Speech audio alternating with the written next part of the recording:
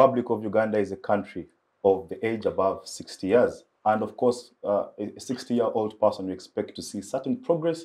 And today we convene to evaluate our social, economic, and political progress as a country. Of course, in the political realm, we shall use indicators like our multi-party dispensation, issues around participation in decision-making, among other political issues. And when we delve into the economic perspective, we shall look into, of course, our debt burden as a country, but also, our foreign exchange and issues around, our wealth creation within the country. And of course, certain social aspects as well. Viewers, karibu to this episode of the Citizens Chat Show. I am honored and excited to introduce to you our panel for this afternoon that shall be dissecting the topic of conversation. And in no particular order, I introduce them to you. And from the National Resistance Movement Secretariat is its Director for External Relations, retired Major Awich Pola. Thank you. I find you welcome. Thank you. Greetings to our viewers. Yeah.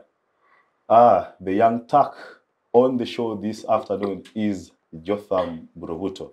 Jotham is a lawyer, but also a political analyst and former Executive Director of Uganda Youth Network. Jotham, we're happy to have you. Thank you, Moses, and regards to the viewers. I would prefer young adult, not young folk. Young Turk. Yeah, young Turk, young adult, or not youth at least, but young adult. Yeah. Thank you. Thank you, Jotham. Next to Jotham is a UPC ideologue and media personality, all the way from the Uganda People's Congress. The name is Joseph Ocheno. Joseph, we are always happy to have you. It's a pleasure to be here. It's a pleasure to be here, donned in Miri colors, but as a result of power failure. But that said, of course, with the likes of Jotham, there is hope and a possibility that the future is possible. Yeah. All right, fair enough. We keep on hoping that the future is very possible. The only lady on the show this afternoon and the last guest that I introduced to you is Dr. Sarah Durete. Sarah is the Executive Director of CCG here in Uganda. Daktari, karibuni. Thank you, and good afternoon, viewers. All right. Retired Major Awich Pola. For obvious reasons, I will begin with you. You're the party, and I've had you on this platform several times, re-emphasize the fact that you have the mandate of the people. So in your own words and evaluation, 60 years down the road, how do you put Uganda's socio-economic? Okay, let's begin with the political perspective. How have we progressed politically as a country? Thank you so much. The 60 years, over and above, we have progressed. Of course, we started off at independence on a very good note. Then there around in 71, things went off. And then we tried to recover in the 80s, but still it couldn't, until we started picking up in 86 again. So there's a lot of progress. How do I say, or why do I say that? Good enough, most of the progress is codified. Codified, I mean, it is documented. For example, we are talking of the governance system, where we have a constitution, which is working and which is being followed. Therefore, it gives the grand norm and people abide by it. We have also had routine practices. And routine practices becomes a custom. We have come to routine practices like every 5 years we have elections, and we have been having it. We have also come now to count the number of parliaments. At one time we had even got lost of in which parliament or which one. But now you can see we can ably count the 6th parliament, the 7th parliament, the 8th parliament, the 9th parliament, the 10th, the 11th. So that routine and turnover shows you that we have consistency in political activities, progress. Also, the participation of the people. Before, we used to have chiefs, and chiefs would dictate. But now we have much more of people decision. And that is why the Constitution says, and people always mistake this, the Constitution says land belongs to the citizens. But the Constitution says power belongs to the people. There's a difference between the people and the citizens. And that is the diction, the choice of words used in the Constitution. Meaning, everybody in an area has a right to participate in the activities of the area, and these activities has been ongoing. So, couple up with taking advantage of the technology. Somebody would say, yes, technology of FM stations here, it is for everybody. If you look at the song of Chaka Chaka, I'm in love with the DJ. By the time Chaka Chaka sang that song, FM stations had been in South Africa for 20 years. It had not reached here. So there are things that we don't take for granted, that technologies, even the mobile phone that we have, you wouldn't have it as you're using as it is in Eritrea or in even Ethiopia. Okay? And all this has been achievements in the progress of the country. So that means the expressed show of participation in terms of discussion. Every district, and you know how many districts, about 151. Every district has a FM stations and people talk. In the past, whoever reaches Radio Uganda would have overthrown a government. And this is not to say because technology has come for everybody. How comes it came and took 20 years to reach here? Some countries with good governance took advantage of it. For us, we are here in Chaka Chaka singing. There was no FM. And yet it was there. The technology was there being practiced in other countries. So by far, the 60 years politically are seen as progress. Let me not mention that the 60 years still see us as one country. Because these 60 years, many countries ceased to be what it is. Yugoslavia broke to the extent that one time there were two playing World Cup in quarterfinal. When they reached quarterfinal, they broke into two back home, and then we were telling them, if you win the World Cup, where will you take the cup? Libya is no more. Somalia is no more. Sudan is divided into two, threatening to break Darfur again into three. Many, many countries. But the 60 countries, we are there. And to show you that we are one in any part of the country, there's LC1, the smallest unit of governance. There's no part of this country which does not have LC1 functioning, which if you lost your ID and you wanted to replace your ID, an LC1 cannot write for you. No part of the country, every part of the country. And that shows to you governance. That shows to you statefulness. Because some people would want to argue like this, statelessness or a failed state. Not a failed state at all. No part of Uganda where somebody's there, you have lost your ID, and they tell you get a letter from LC1. Everywhere there's LC1. So far, the 60 years we have progressed. But of course, a lot needs to be done. Challenges and we are looking for it. Okay, thank you. Jotham, let me get to you. And one of the foundations on which a good political order can be built is its constitutional and legal framework. If you look at our progress as a country, whereas we evaluate the political realm, all this is built on a certain constitutional framework. So, looking at our constitutional history as a country, do you think our laws provide for a progressive constitutional democracy?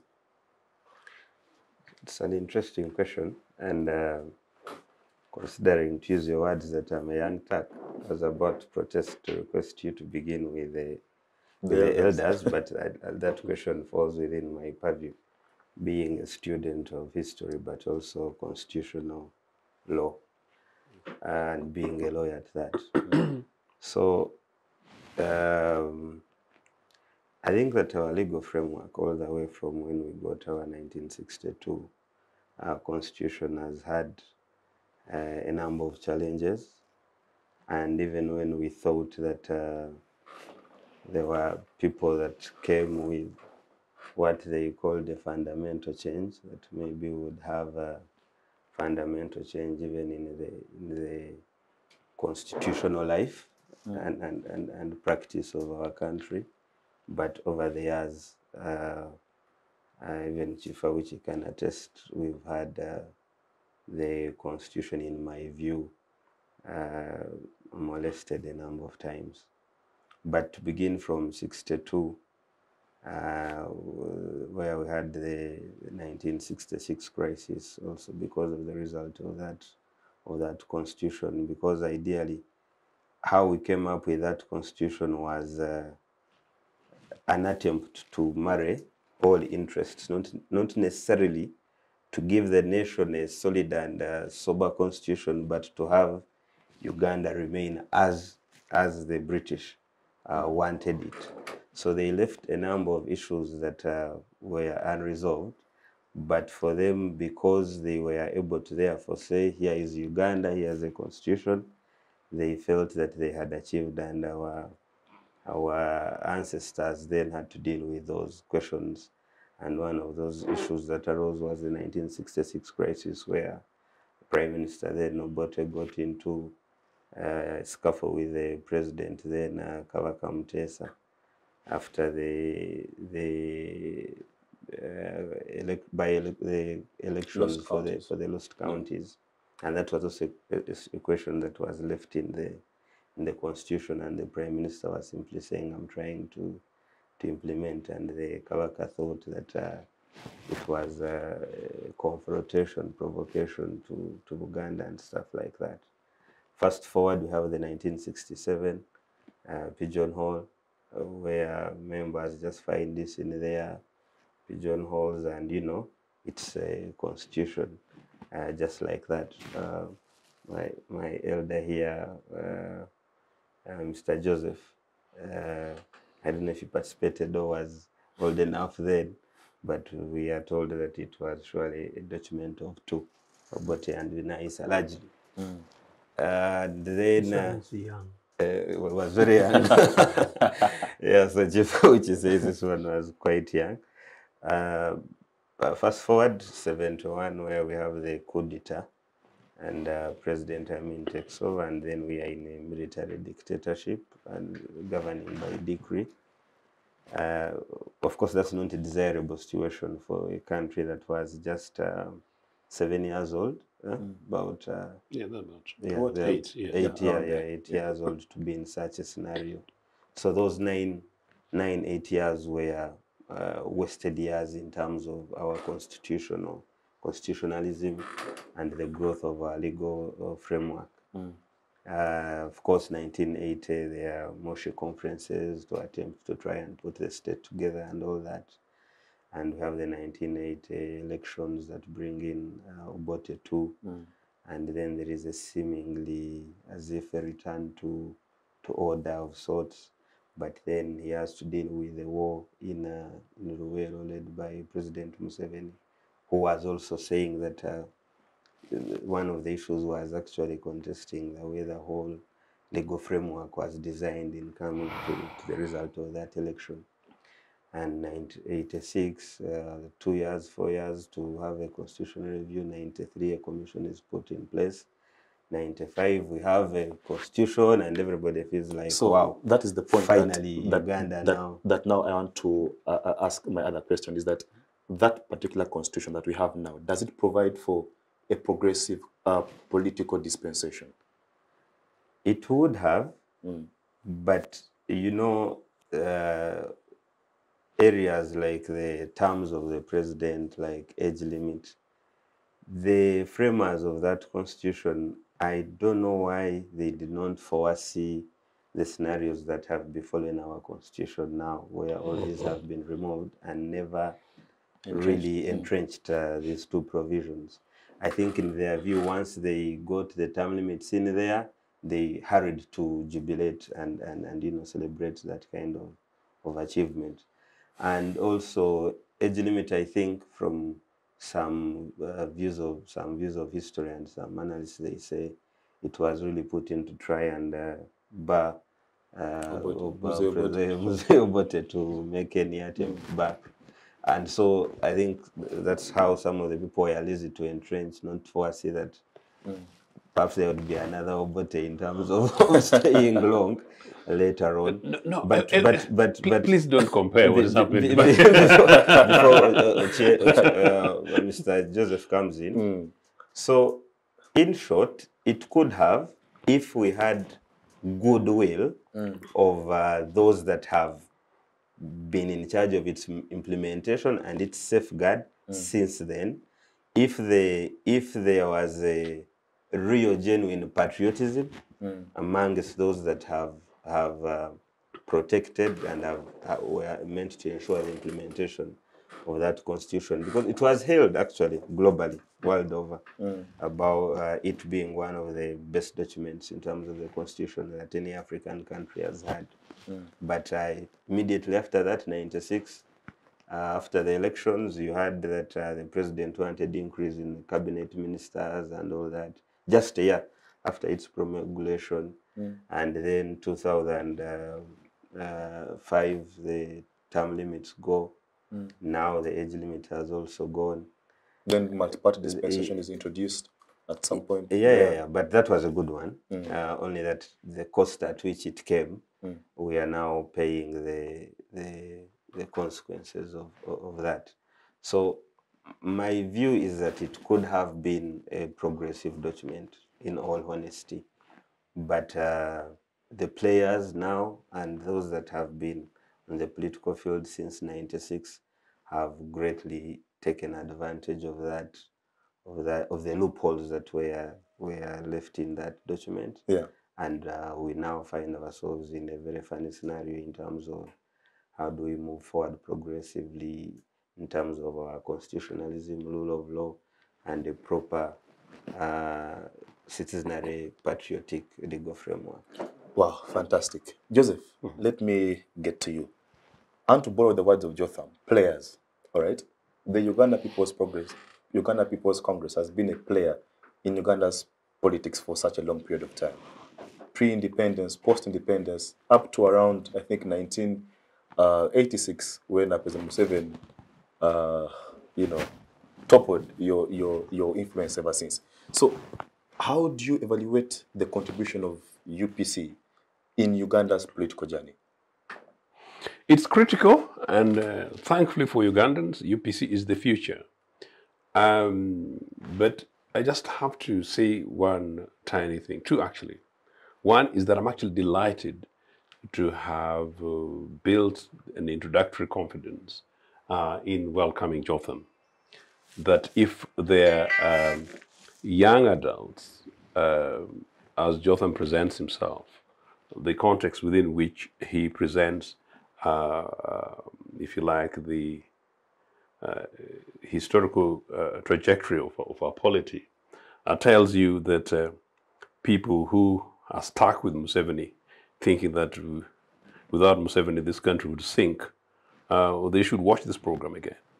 And people who think there are no young people except privileges of a confined families and communities, they should watch this program again.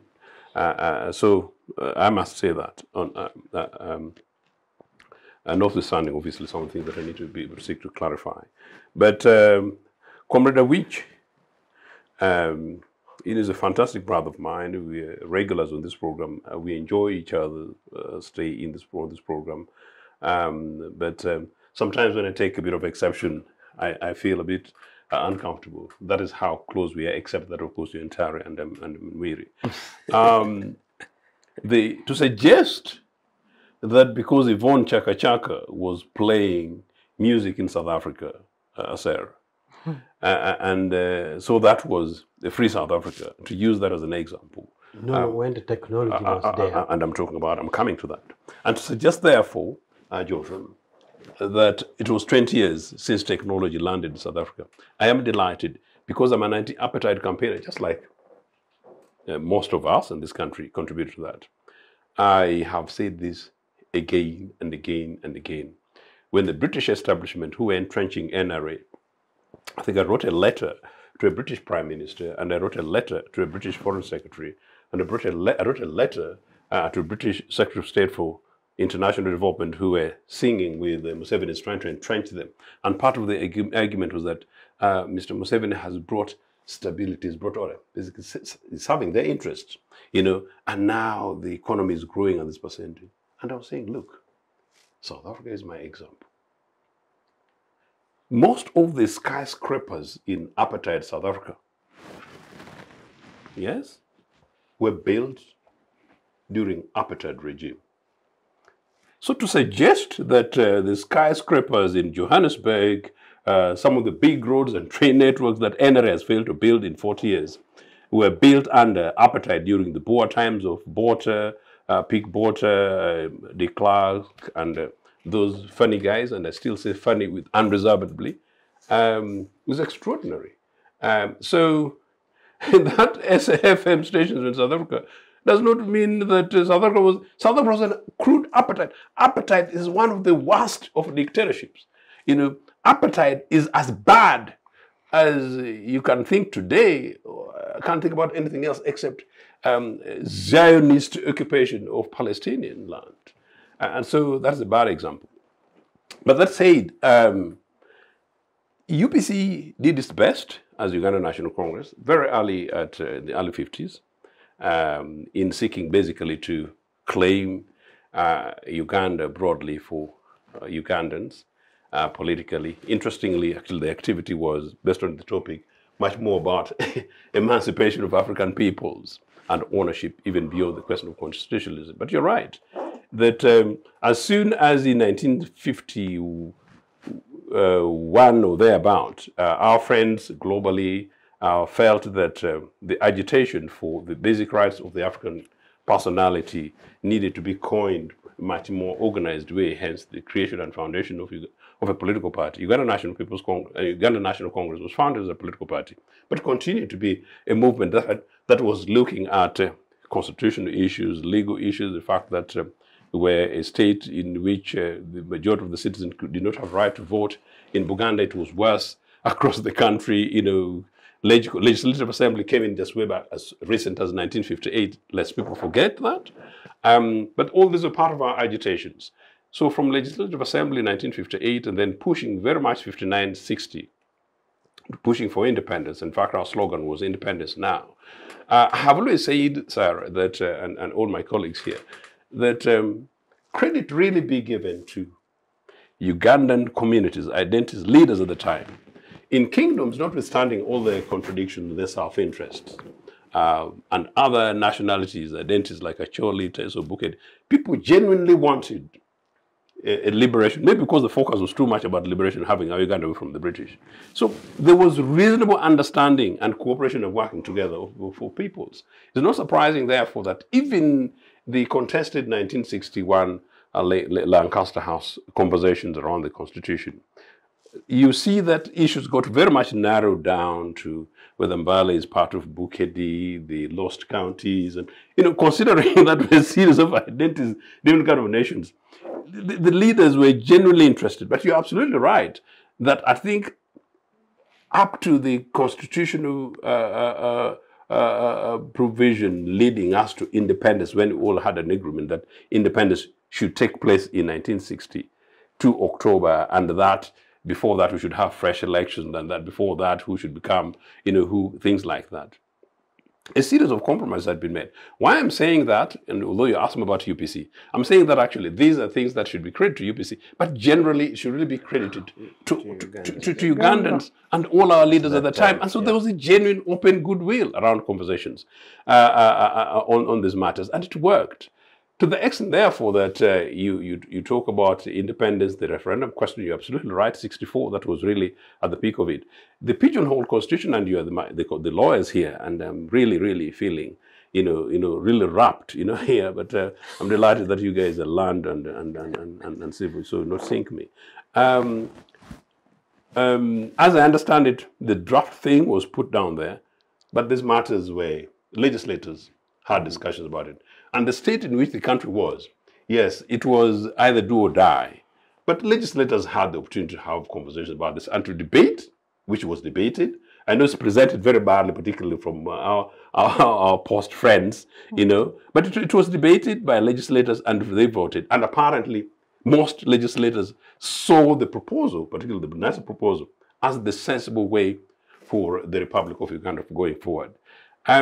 It's interesting that actually when the conversations around 1995 NRA Constitution came up, my own then considered view was, interestingly, particularly the two young lawyers with whom I've spent less time on this, that possibly could just have had 1962 Constitution as amended, rather than going through this long process of constitutional making processes, leading to part of the question that Jotham is talking about. Meaning that I'm not quite sure whether the push for a new constitution was genuine and legitimate, Sarah.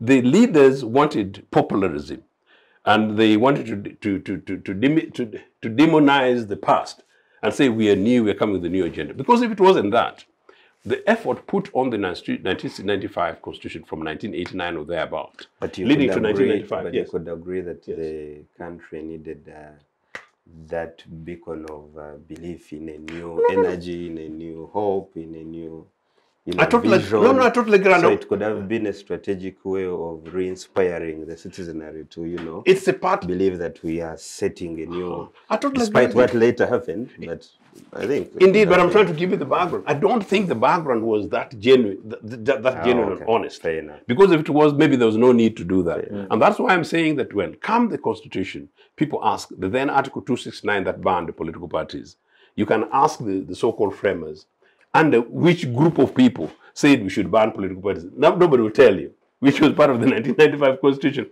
which we all allegedly, I don't, which people praise as having been a wonderful constitution.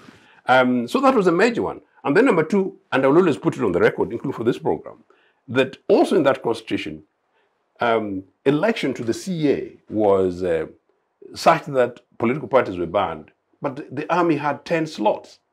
Now, when just before, a few years earlier, we had seen what CODESA had done in South Africa, and you ask around the world, which constitution is made by groups of people when political parties in those countries are proscribed, not allowed. So those were the weaknesses. So it's not surprising that come 1995, when the constitution was made, I am still quite surprised that the framers, with all their delight, thinking that some of them, of course, thought they had locked up a vote and things like that, they could not see that actually there's this extreme of an error in terms of banning political parties.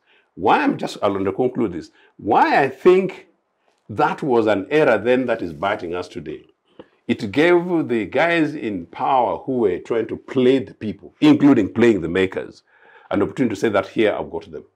So it's not surprising that from then on, we had almost set some kind of precedent by accident or by coincidence in giving holes on one end while providing for that. But that said, of course, your question was about UPC, and I'll conclude. But no, we challenged the Barnon parties from 1989.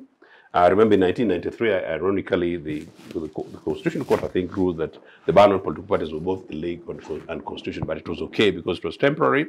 We appealed, and our appeal was actually heard eventually in 2004 when the ban, that is even after the Constitution had been made, and that's how multipartyism came in. And you're quite right about the two major provisions about term limits and age limits, and the very unfortunate way in which we find ourselves now. And when I go back, I wonder, were those necessarily the most important things?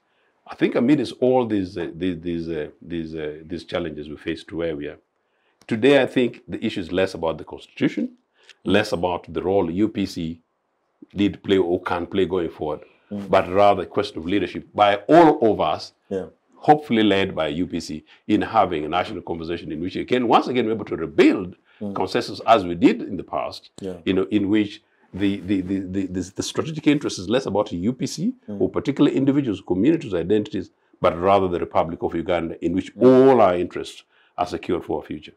Wow, fantastic. Doctor, let me get to you, still talking politics. Is that, if I'm to paraphrase Samora Machel, who was Mozambique's liberation leader, he emphasized the role of women in terms of a progressing society in general. So, as we discuss politics, the issue of a participation of women in decision-making should be of concern to us. But also, looking at aspects of accountability, then we look up to, at times, the civil society, churches, mosques, and NGOs, and etc. So do you think over time, in terms of political accountability, the space to caution the power bearers by the non-state actors, but also the participation of women? Do we witness some level of progress? Before I come to that, allow me to look at the general indicators of political progress in a country. First is the political institutions, like parliament, courts, ability to fight corruption, and then you come to the doctrine of separation of powers. How is it functioning? You come to the rule of law.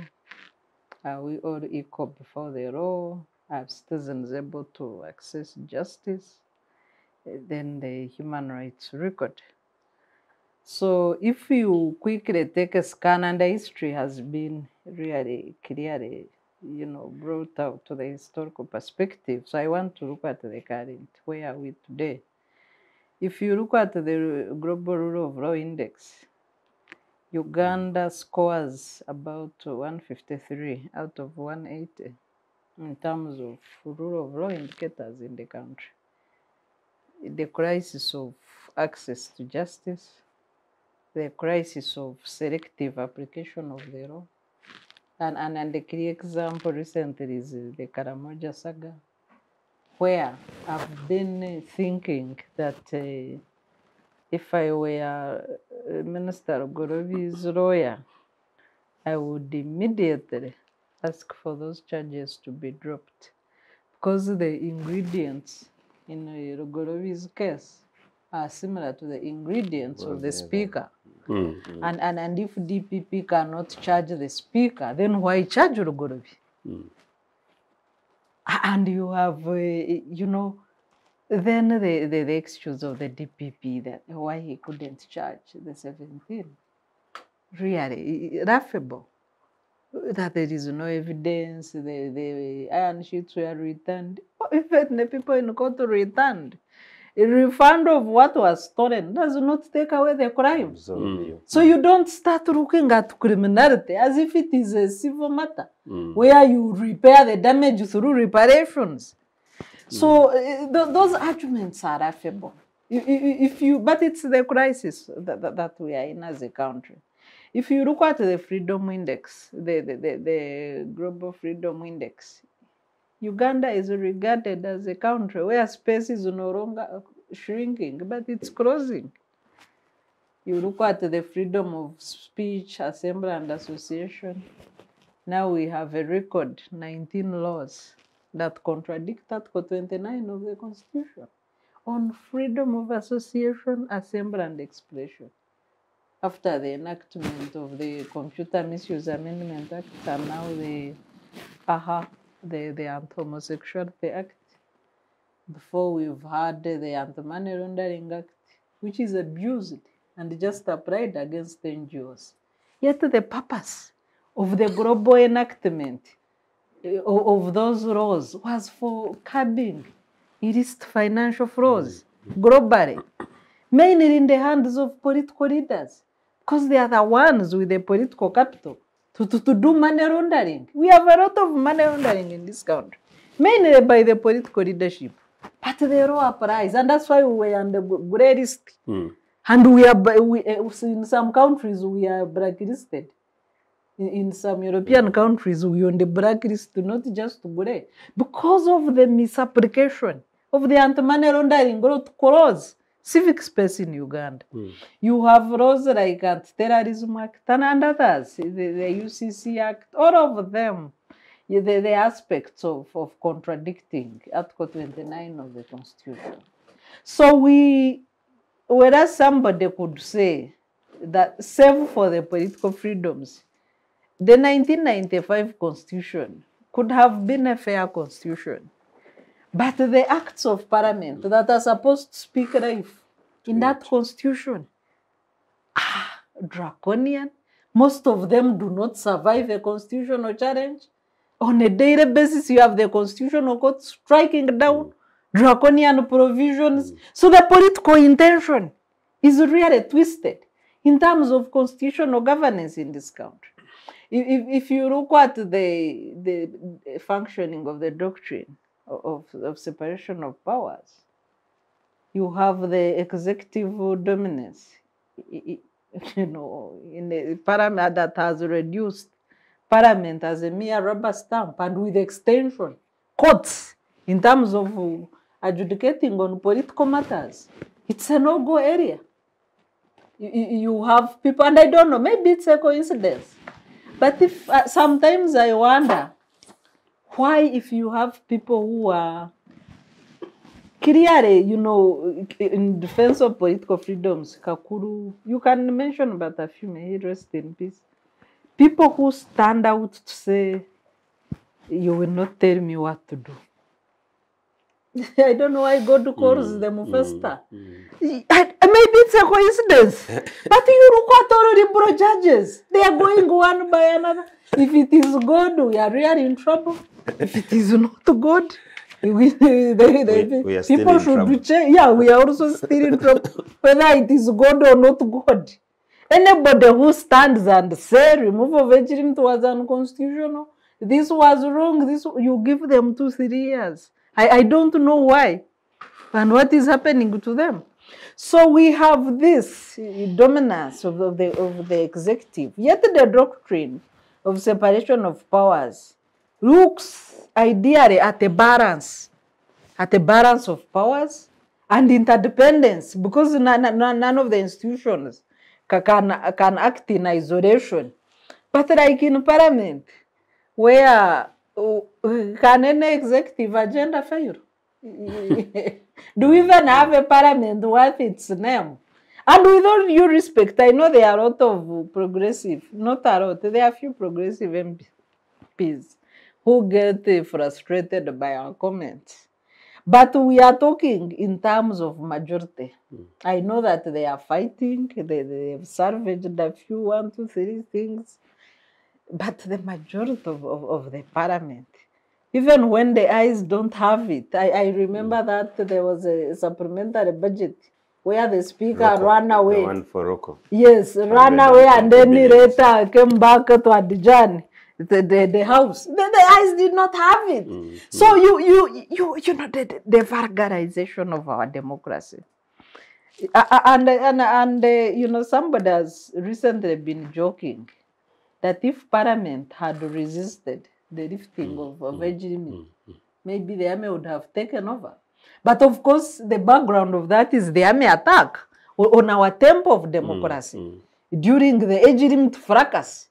So for me, that is a demonstration of the political climate in the country. We are still under the barrel of the gun. If you look at the kidnaps, the high-handedness, the violence in elections, where elections are a yardstick of any democratic country. But our elections is a war situation. And then in the last elections... Even a by-election. Yes, people are campaigning in bulletproofs. A by-election, you have the army. No wonder when the elements of ADF attack, they clear whoever they attack because of vulnerability. The army has focused itself in the political battles, other than their cardinal role of securing the citizens and the country. 2, 3, 4 ADF elements, they will come and ban a school, but the army will be in a by-election, busy running around with the ballots. So that is the ballot book says. That is the nature of vulgarization of our democracy in this country. Retired Major, the issue of militarism in our politics. And to be fair enough to you, this did not start with the NRM, all right? You go back to even the colonial era, you know, the way through which the colonial masters instilled their rule was, you know, it was a violent approach. You look at the circumstances around which the 1967 whole constitution was, you know, brought into place, there was still some aspect of militarism. Then to later on having military personnel become parliamentarians. So I don't know, are we increasingly accepting the military to take part in our politics? First, I make comment on what my friend said earlier. and from the Congress Party labored so much about apartheid regime. I could withdraw South Africa an example, and I could even say at that time there was FM in London or in Paris. Why I gave the example of South Africa is that you have the song illustrating it. I was not in any way justifying apartheid. I just thought by giving an example of a country where FM had taken long was South Africa, because Chaka Chaka is known and the song is known. I could as well say the FM was in Lithuania. How would the Uganda know FM in Lithuania? I'm just giving a clear examples, and the congressman is twisting and taking us a long time in apartheid. Just a minute, can I say a comment? You know, South African music was revolutionary music to highlight the pride of the South African people during apartheid. You look at the freedom songs. This one was a love song. This one, I'm in love with the DJ. I'm crying for freedom. So I want to be clear that I imported the example of South Africa not to clarify apartheid, but I was giving an example of a known area. I can even withdraw a South African example and say FM was in London or in Lithuania. If you don't mind, just briefly. No? Maybe part of the point I was trying to make, I'm really sorry to interrupt. Part of the point I was actually trying to make, that actually having FMs does not necessarily mean we have democracy. And your Berenyanji colleague has just said it all. Basically, that's the context. The fact that we now have FMs does not mean everything is okay. But still, I illustrated there was a country X which had FM and a country Uganda which could not have. That is what I'm saying. But Uganda is okay. Sarah also makes comment about judiciary. You see, sometimes we choose to be selective in application. As a party, we have taken chance to do analysis of cases we have lost. We have lost so many cases as NRM. And once it is lost, people don't talk about. I mean, people celebrate. But we have also had lots of cases we have won. And when we win, the judges are compromised. So I think we should leave the judges do their own thing. And as about the coincidence of death, we lost so many of our own cadres. So death is everywhere. So I don't think we could tag the death of a judge to his judicial decision, because death is everywhere. I said it could be a coincidence. So you should tag it in a way. Now, back to the military. You see, the military has its code of conduct. First of all, there's the Constitution, which puts civil authority above the military. The law provides that the military is subordinate to civil authority, and in all aspects and practicalities. That's why a Minister of Defense is above a general in the army. Even in practice, the military is supposed to be out, and it is indeed out of politics. The presence that is talked about, like in by-elections or even elections, is more talked than seen. Everybody has talked about it, but if you say in practical terms, say in this constituency, which soldier did what, people talk in terms of rumors, and it takes the day, but it is not true. Now, in its practical legislative process of having the representation in parliament, this came about because of the framers. And remember, a constitution or any other law, therefore, is not hard and frozen. There's still room for Ugandans to decide in any way to say we still need the army or not. But the reason why the framers put the army in parliament was because whether you talk in terms of 1966, whether you talk of the 66 crisis, whether you talk of 1971 of Amin, even if you talk of 1979 of overthrowing Amin, even the 81-85 war, you will trace and find a soldier there. So the feeling of the constitutional makers was that, can we bring them in and listen to them? Can they be here so that you don't turn around and turn things around? But that was the wishes of the people. As I said, the law is not hard and frozen, and if it is not that, people will choose what they want. But no, in practical terms, have the soldiers interfered with the election or with politics. The code of conduct is very clear.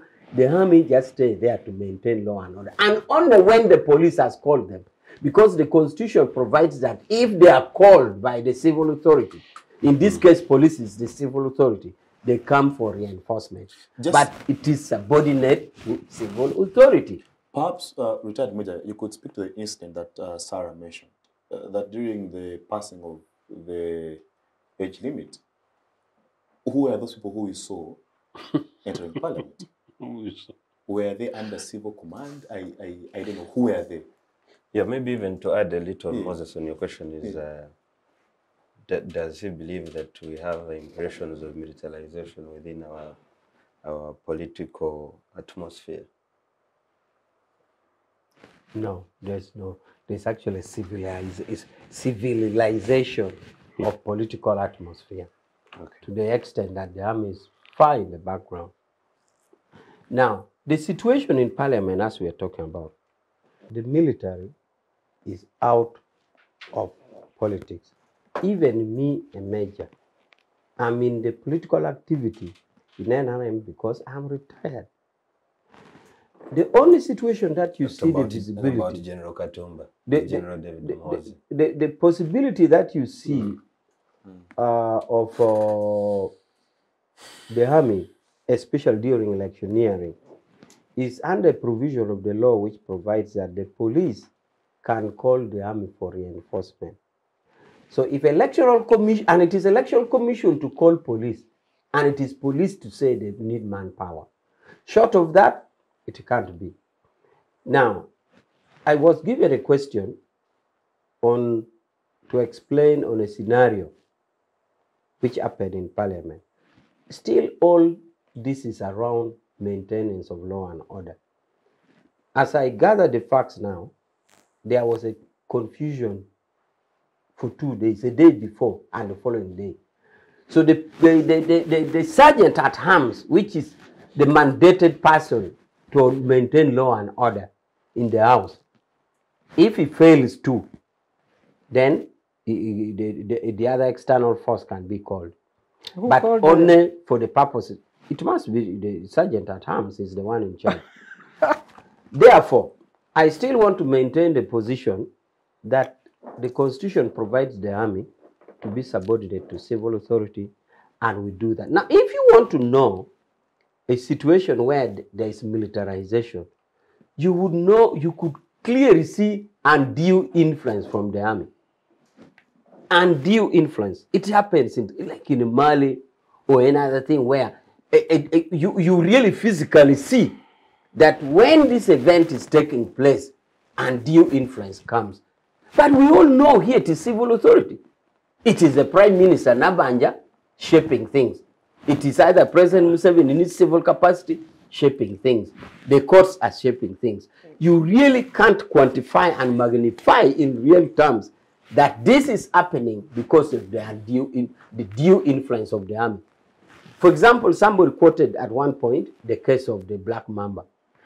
The Black Mamba is a debate that has been ongoing because the Constitution provides that the state, like the prosecution, has no right of appeal on bail.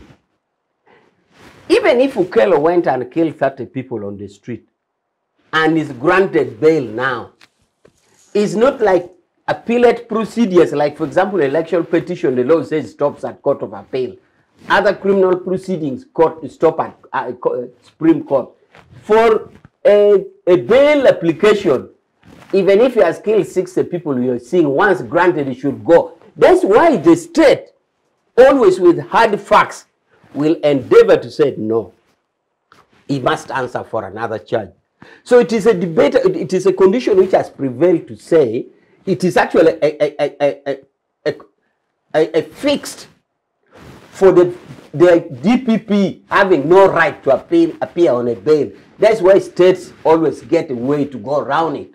That is why in the case of Black Mamba, the case of Black Mamba, the state had evidence that these people have done this, but there was there was a Yeah, bail. but Now they have to look for another case to charge you just on. No, excuse the me. state is not a Really, you judiciary. are misleading citizens on matters of law. The Grant of bail does not mean one is innocent or guilty. It has nothing Yeah. to do with that. And Did I also- say that? Yes, you What have I said that said? the state had evidence that the people had Yeah. committed this. But- So bail has nothing with evidence. But also the The state guidelines, bail, don't grant or understand no what grant you're of saying. bail. Maybe- I don't has understand no- what you're saying. Put Sarah's point a little bit more clearly. The state is not the judge of the evidence. Yes, so that The is courts why of law failure of and the courts of law have doctrine said, of hey, powers. I don't think you have enough evidence yet, but this person also from his argument deserves bail, but the matter will proceed. Even Yes. when you So- have yes. So why evidence, why You does see, the if state you're want saying to the state assume has no that evidence, there I is- wonder how even you could when prove there it. is No, no, no. Then evidence, why does it have power to arrest? Why Then does, it the should doesn't. arrest court, if it has no evidence. why does No. the court have the power to give bail? giving of Every bail. institution- That is what I'm has saying. nothing to You do have with given evidence. bail. That's the point. You see, you have given bail, and I am the DPP. I'm the state. You have given bail, and I have no right to challenge. And But you yet, see- I feel I can hold you on to answer It's not a another question question. of So feelings. you, It's not a question of feelings. because you're the state, And you innocent. act lawlessly. You're No, you arrest Because and you've got charge the on power. another charge. Because you've got the power. You can't be. You see, the state is not all-knowing.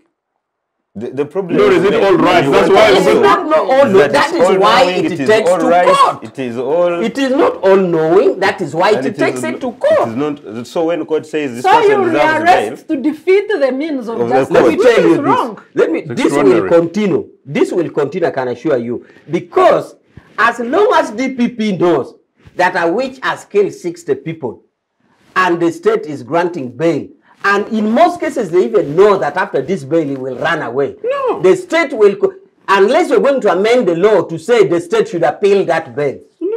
If not, What if it if stands you as it is what now, if you appeal know. and rules? So you are bringing martial law, martial mentality into courts of law. That is why there's the option of rearresting to charge on something else, not the one he has got a bail on. I wish. You say It like, will continue I as wish. long as state has no right of appeal.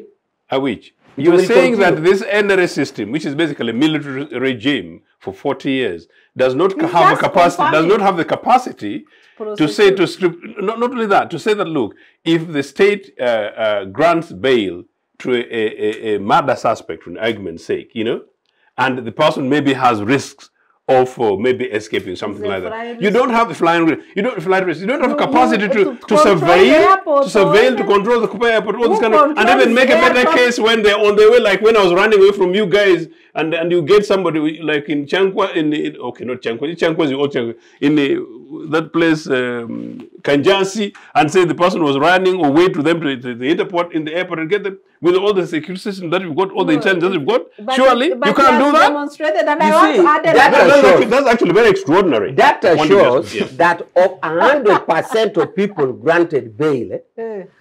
about 90% are rearrested on another crime. Erroneously On so. another crime. So Erroneously meaning that so. the To state defend has the evidence means of that these are justice. repeat offenders. So the ones who say, you don't okay, he has got bail, let him go. Tomorrow he's doing another thing. The next day.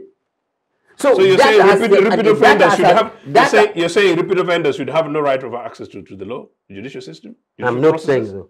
You're suggesting so No, because the repeat I'm not saying offenders. so. I'm saying So- if he's granted bail and I have evidence I'm of genuinely another shocked. offense, I'm actually I will genuinely arrest him when he will This is disappear. unfortunate, Yeah, but I yeah. want to ask one question. And it will continue as long as the law still says. And that is the emphasis which is state, shocking please, me. it will continue I as want long to as the ask state is saying you another- kill 60 people, you are granted bail. Walk.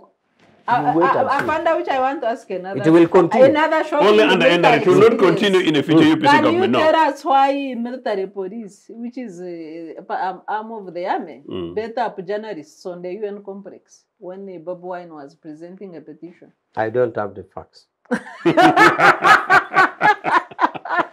Okay. No further comment. I'll simply trying to listen in.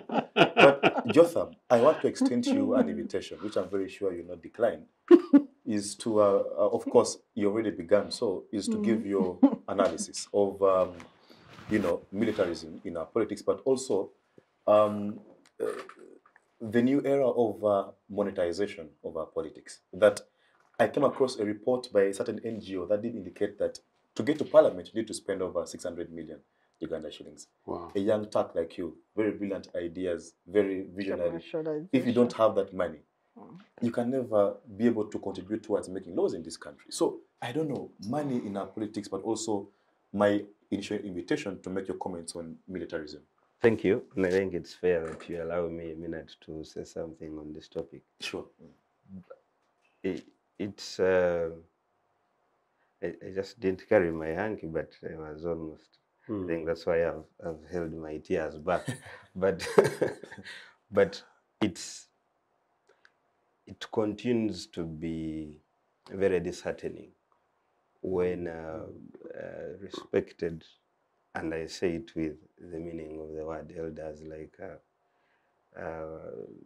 Chief Awich, make these kind of submissions. I don't know whether he really honestly believes in them, or like most of what Which one in our leaders, particular? I'm getting there, most of our Which leaders one in have particular? become, that they have to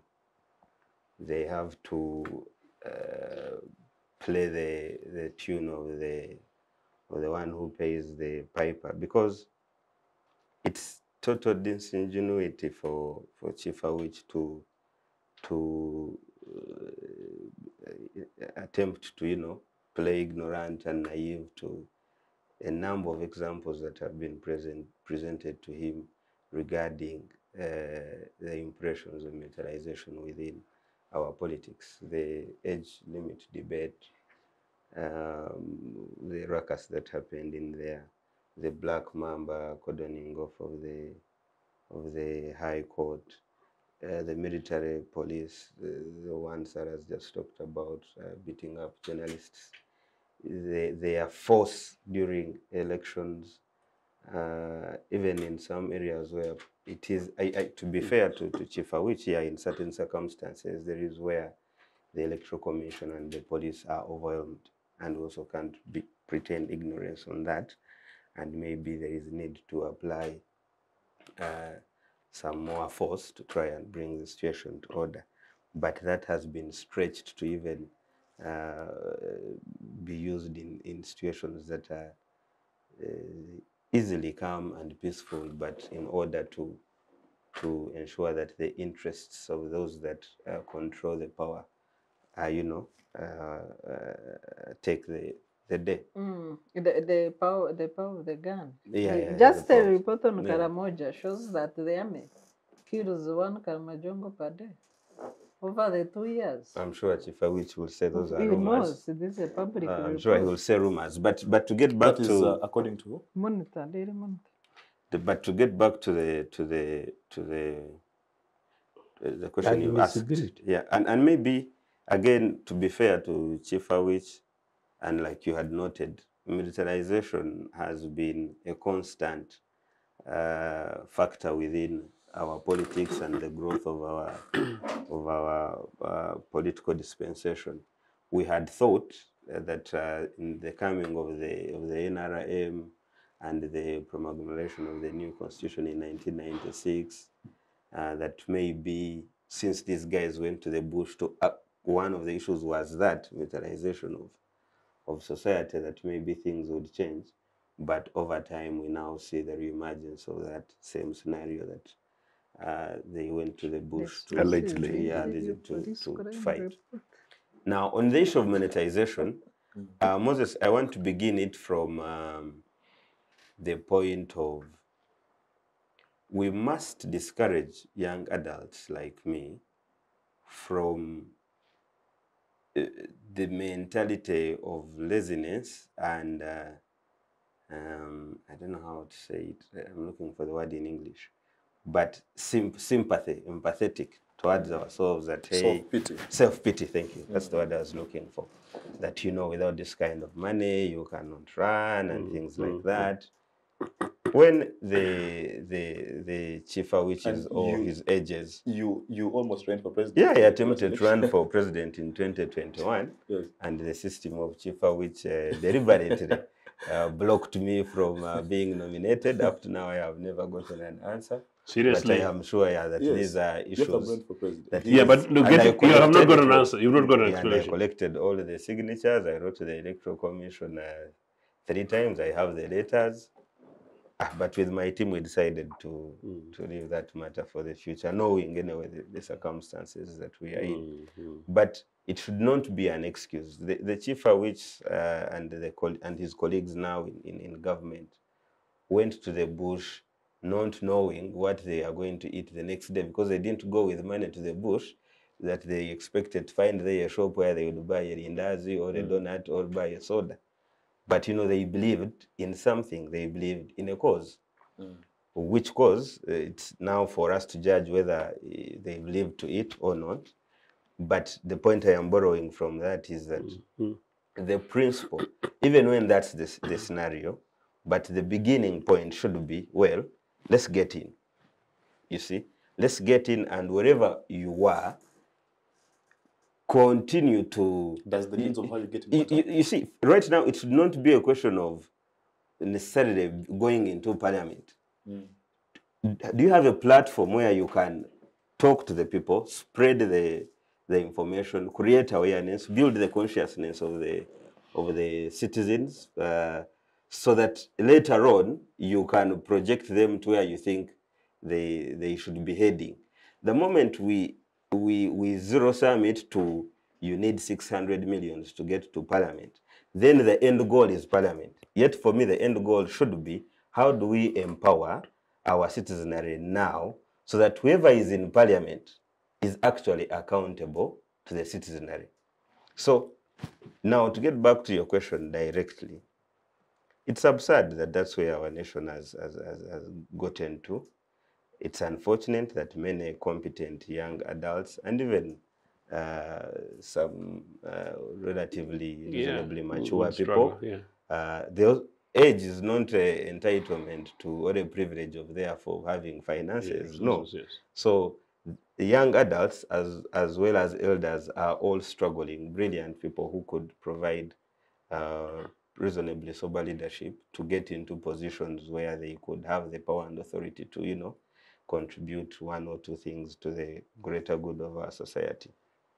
But it cannot be done away with, because the alpha of the current political situation, the designer of this system we are in, if anything, it's getting even more challenging for them not to do without money. It's going to become worse than it is, because the only way they can maintain their grip over power is to actually throw monies around. So, appreciating that challenge, therefore, whether you're in NRM, whether you're in UPC, whether you're in DP, whether you're in FDC, the question we must all ask ourselves is my personal interest greater than the greater good as of now? Now, the answer to many of the players now is that, hey, let me get to parliament first, then I will see what to do after. You see? And the more you have those numbers being a majority, and I'm not talking about a simple majority, a majority of about 95%, then the lamentations will not help. And in any case, there is nowhere where a young adult like me is going to work within 3 years and make 600 million as savings to invest in a campaign, unless I do the things that Sarah is talking about, money laundering, or, you know, like those within the system are privileged to have access to. So what do? Once you have the balance of that, you can't make that money, yet you want to contribute to the progress of your society and your nation. Don't sit back. Go in with what you can. You will talk to 1, 2, 3 people whom you are able to streamline mindset. And the more numbers we build, the more consciousness we build, the better for us. Fantastic. Well, to the viewers, we are due for a short commercial break, but your guest is as good as mine. The show is very fantastic, as you can see. Don't move a muscle. See you shortly after this. The Citizens Chatroom happens every Friday at 2 p.m. on Civic Space TV Online on Facebook and YouTube. We invite you to be part of this conversation. Civic Space TV, freedom always. Thank you for keeping it with us on this show, and we shall just pick it up from where we stopped. Congressman, the issue of militarism in our politics. You were very enthusiastic at posing questions to retired Major. Yeah. But we haven't forgotten so soon that the party that you subscribe to actually played a very instrumental role in terms of inviting militarism into our politics. And if you may recollect 1966, what the UPC government did, and you know the events thereafter. So as you make comments on militarism in our politics, you could as well take us to the initiation of multi-party dispensation. Are we indeed practicing multipartism in its ideal sense? Yeah, I'll do that, and I'll do that with absolute pleasure. But just to reemphasize the point which Jotham had made earlier during the break, I know that he started with it, but concluded it with a slightly different emphasis. And that's the politics of monetization of polity under NRA. I recall that a member of parliament of the 80s, who's one of the, of course, this guy's a fading generation, but he's still around. He went on to become a senior minister. I met him in Nairobi at some stage. I was actually in exile. And I remember him telling me of how elders from the community came after 1980 as we're preparing for general elections, and suggested to him, apparently he's a lawyer, and they said that he hadn't actually thought very deeply about it. He was a young, emerging, practicing lawyer, and so he put his name forward, and he went through UPC primaries not far from Comrade Wich's place, and he went to Parliament. So see, that's very interesting, isn't it? So this guy who hadn't, maybe 6 months earlier, thinking about going to Parliament. So within about 6 months, he was able to organize himself and go through the primaries and then win the primaries, go to Parliament, and then become a minister. And this person is one of the most respected elder citizens of this country. So in part, what Jotham was saying when he was referring to these NRA bandits who still can't justify why they went to the bush, that these guys went without necessarily knowing what to eat, and which is by and large would be generally the case. Although for the Musevenis, they planned going to the bush with the Musevenis. There was cassava in the bush. Cassava, some goats and chicken to steal, and they also had their relative networks back here in Kampala. We know some of those not to go to. But to emphasize your point, Moses, what Jotham, what Moses' concerns are, if it's so that generally that expensive, I think your point is that, look, young Ugandans get involved in politics, organize, get prepared, make sure that you beat the politics of money by putting the politics of issues and organizations and ideas. And so it's quite relevant linking to the question of how the military element comes, particularly during the electoral processes and things like that. So I thought maybe I would just emphasize that point. Okay. So linked up to what you're saying about the question of the military. Yes, we'll confine it to independence period, since also we don't have much time. The 1966 incident, which had not been, this time we didn't talk about it militarily, is that actually the army went to the palace as a last resort. It was not an attack on Lubiri. We've talked about this thing several times. The police went to investigate an arms catch, which was true. It was there. The police were shot out.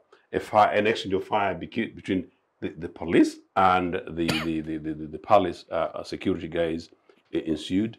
It escalated beyond control, and the army was summoned as which says. So that for Lubiri, that's the explanation. Maybe just sorry, Joseph. But you see, Moses, this is where also I get disturbed, because both ends we are cooked as young Turks. It doesn't take away anything from one to say we did wrong and we are sorry, because you see, no government world over is totally perfect. No human being world over is totally perfect.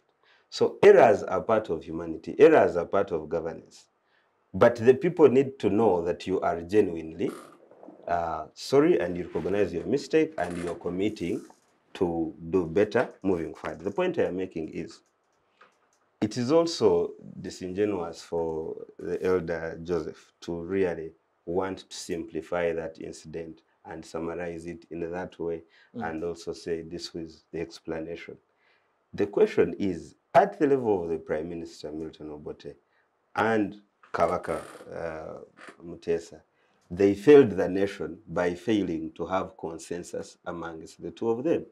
The issue is not that police failed, and no, the issue is that the two leaders at their individual levels, one of them being UPC, were unable or failed to actually appreciate the moment that they had in history. And no wonder chains of things have happened because of that one particular incident. So for me, Joseph, no, I would have been happy if you were different from Chief Awich and said that maybe as our UPC government there was a shortfall, but this was the situation. So you as if disintegrated, but you must admit that there was a mistake made there. Jotham, you haven't really been around me and around some of these issues, and I can understand you.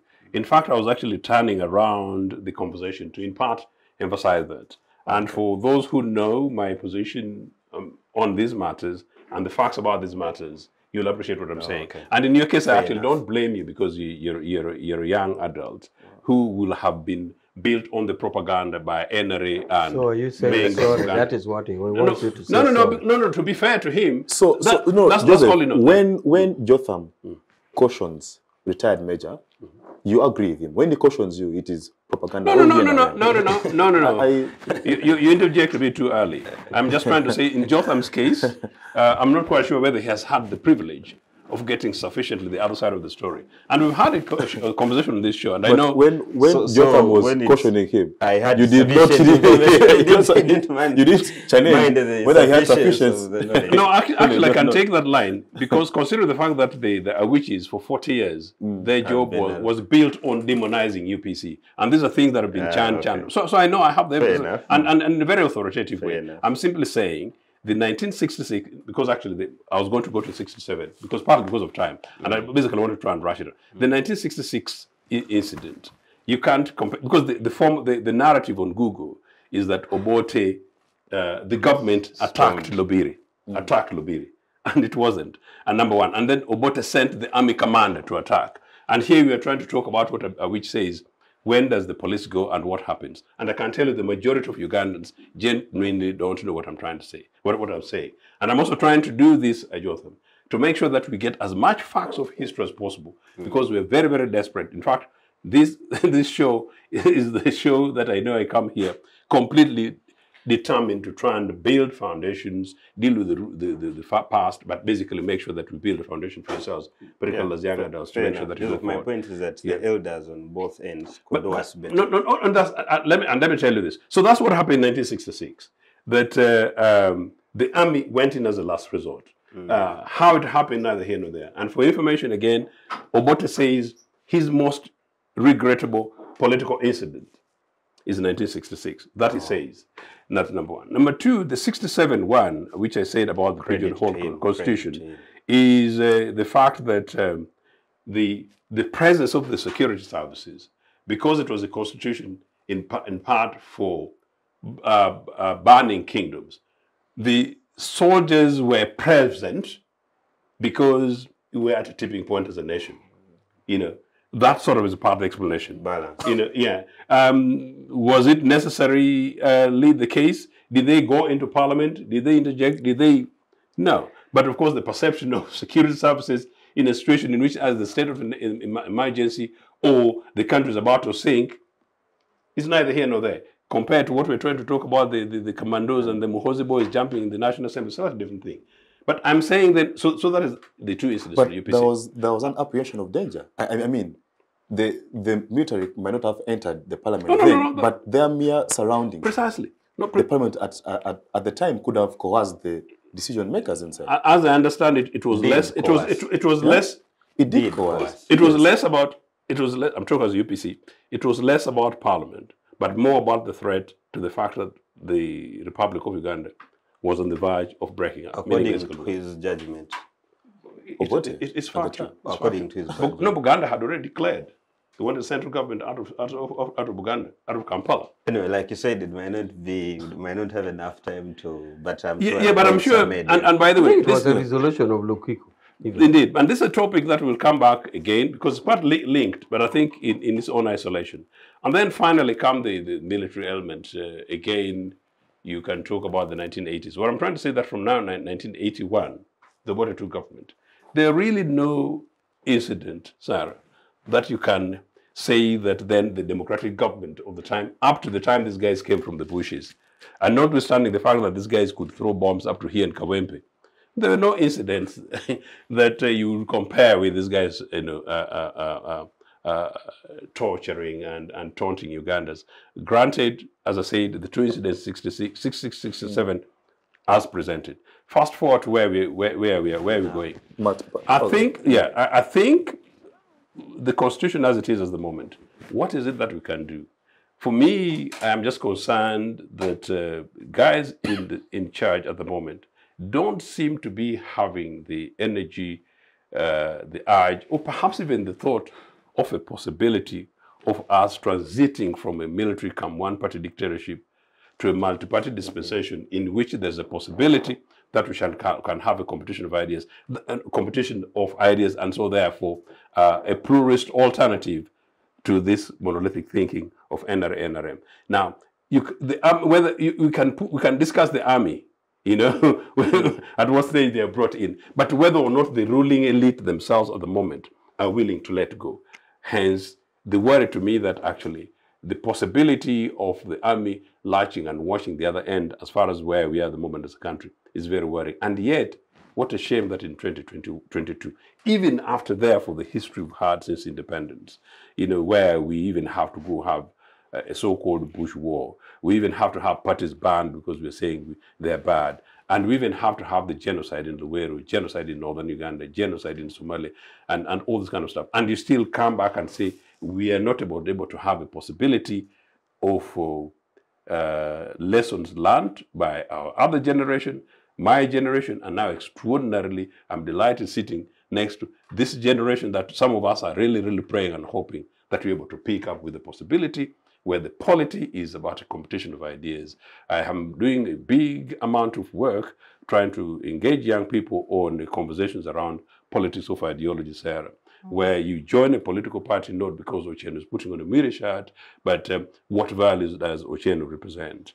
You join a political party based on granted track records, but really what have they done in terms of deliveries? Because part of today's conversation is all about that. Is it a political party that can the introduction started with it, where the biggest equalizer in society is education, where we have a possibility that a young child can come from Tungamo in a very ordinary way, has a glass of milk only for breakfast and lunch, but that they go to Mwiri, and from But Mwiri... That's a privileged child, a glass of milk. No, I call it glass. You know what I'm trying to say. And I'm talking about Tungamo, which is the land of milk that the Tungamo goes. No, meaning that a child can come, with the root of cassava from Toga, go from Kosagombori for breakfast, go to Budunga, Magamaga Primary School, come to Mwiri down the hill, and their lives and livelihoods are changed.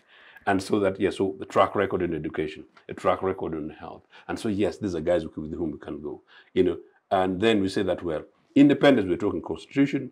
Independence, we talk about law and order. Independence, we talk about economic emancipation. Independence, we talk about society and emancipations of our people going forward. This is really the background of this conversation. Where is the possibility? And as I said, where we are at the moment, I'm extremely worried. For me, we can put UPC on a particular corner, and I even sweat when we talk about explaining the 1966. But I can tell you everything else when you put that aside. Starting from 1962, we actually created a national revolution on health, on education, on infrastructure, on everything for this country. Yeah. Why am I saying, what am I saying? I'm saying that because we did it then, we can do it and should be able to do better in the future. But not all about us. If we could do it then, it does not, in my opinion, necessarily really matter that only UPC can do it.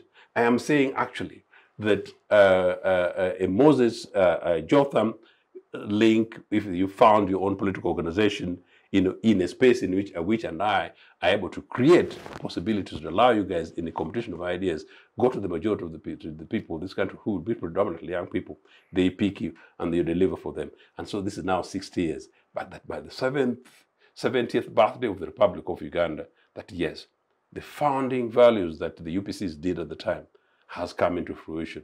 This country is one which is delivering for its people. I will be extremely delighted. I will just be about 70 years. I happen to be as old as this republic. It's not surprising that I know what happened from the beginning, and I'm very desperately looking for the future. Wow, fantastic. Doctor, as we wrap up the political conversation, is that I want to invite you to make comments regarding the outlook of our multi-party dispensation, but at the same time, lead us to the economic conversation, whereby we can now begin to discuss our debt burden as a country and how much are we producing for export vis-a-vis, imports at the same time.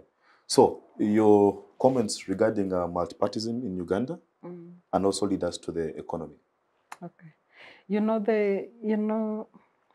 There are conditions for a multi-party dispensation to thrive in any country. And these are the same conditions for democracy to thrive and progress.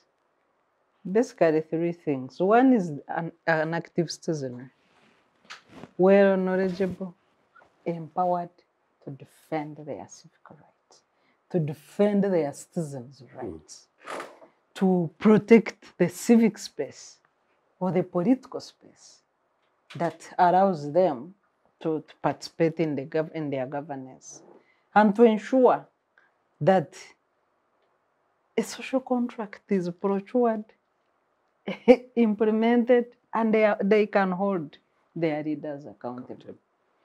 The second characteristic is now the institutions.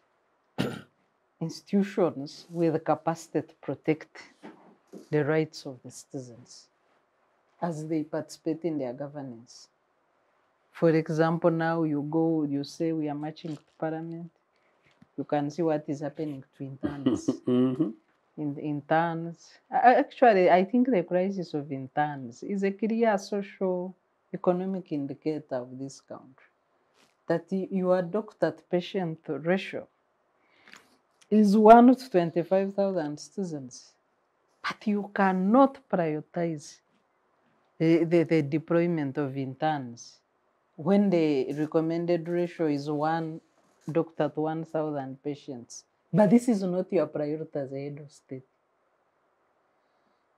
All you see is whoever falls sick, Aga Khan, USC, Canada. No wonder the diaspora has started demonstrating and shouting at the shameless leaders, because they cannot build their health architecture in the country.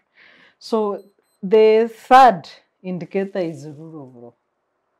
Are we all equal before the law? Are we treated fairly? Are we able to access justice in a timely and fair, independent manner? So once you do not have the three principles to protect democratic rights of the people, then there is no democracy. You cannot even talk about basic democracy. So even if we were not under multi-party system, because I've heard there is an emerging elitist argument.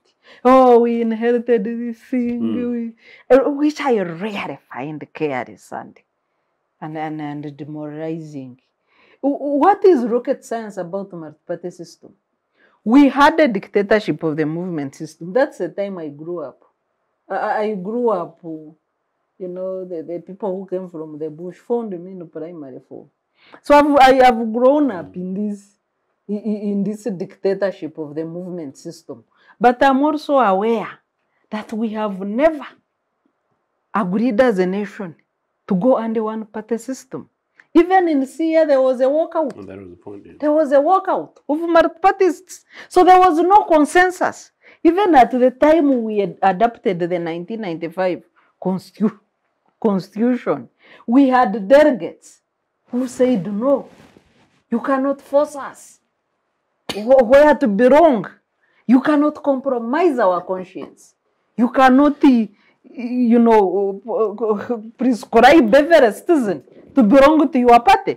And indeed, it later metamorphosed into a party, which I largely think that the NRM as a party is unconstitutional up to today. If you compare the movement system, national resistance movement, with the yellow colors as a color, then you go.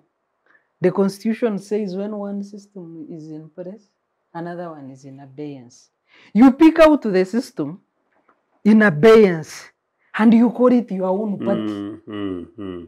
You just add O to disguise and later drop the O because that was not the intention. It is a fraud. I still insist today that the NRM as a party is a fraud, except we do not have a capable court to declare it so. And that goes back to the failure of courts. Are you saying that it is a fraud? You cannot, our Constitution, Article 68 of the Constitution is very clear. When one system is in place, another one is in abeyance. I'm not the one who wrote it. So you go, you say now we have agreed this NRM system is in abeyance. And for you smuggle out the name and the color. NRM system was using NRM as a name and the color yellow. You put out both from abeyance and you say these are mine. It is a fraud. But were those names and colors, were they sort of, I don't know, okay, if we today went back to the movement system, which system can we go back to today? Because the Constitution says there are two systems, the movement and the Marth Party. The movement was called what? National Resistance Movement. If today Ugandans said Marth Party has failed, which system do we go back to? Movement system. And isn't it a party? Today? That is the fraud. And Rosary, yes. Yes, that is the fraud. So if today Ugandans said the Marth Party has failed, do we have a system to go back to? We don't. So that fraud from the law, it was meant to, masses who could not tell the difference that we are saying today. Say, for us, we are. That's why the referendum question was even a fraud. When the Electoral Commission posed the question, do we return? It would have been a simple question. Do we return to Marth Party system or we remain in the movement? NRM refused that question. Do you know the question that went to the voters? Do we allow those who want to go back to their own parties to go? Even that question was a fraud. So did that question warranty that we have changed the political system? Do we allow those? Who are you? These are inherent rights that people are born with. Do we allow those who want to go? A fraud. And that's why the Marth Party is failing. Can we just allow retired Major to just make a response to that? To which one? The fraud. I'm just saying, Sarah, setting up our legal gymnastics, creating a court hall, arguing in a court hall alone, and winning our own case in court.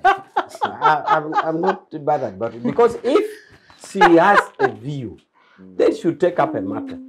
And I hope it will be supported by an affidavit and will be replied paragraph by paragraph. Since it's the aggrieved. But of course, you know that an organization, a political organization, has to be registered. Yeah. So if she wants to question, maybe she will sue those who permitted the registration. But at least there's ingredients and differences at the registration level. That's why I'm not worried about the legal gymnastics Sarah is creating. Because she has created an imaginary courtroom, become the petitioner. Imagine there's a respondent.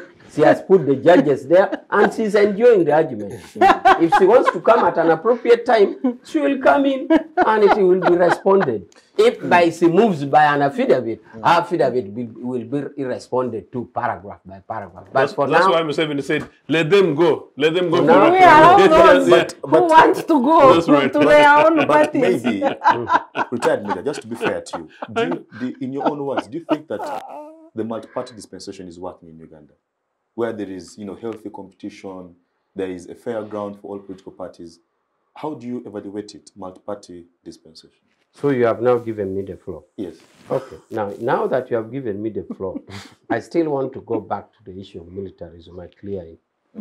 And why I feel so, because I feel there's really a distortion here. I'm even helped by the importation of monetization. You see, when you talk of monetization of the politics, you can quantify it.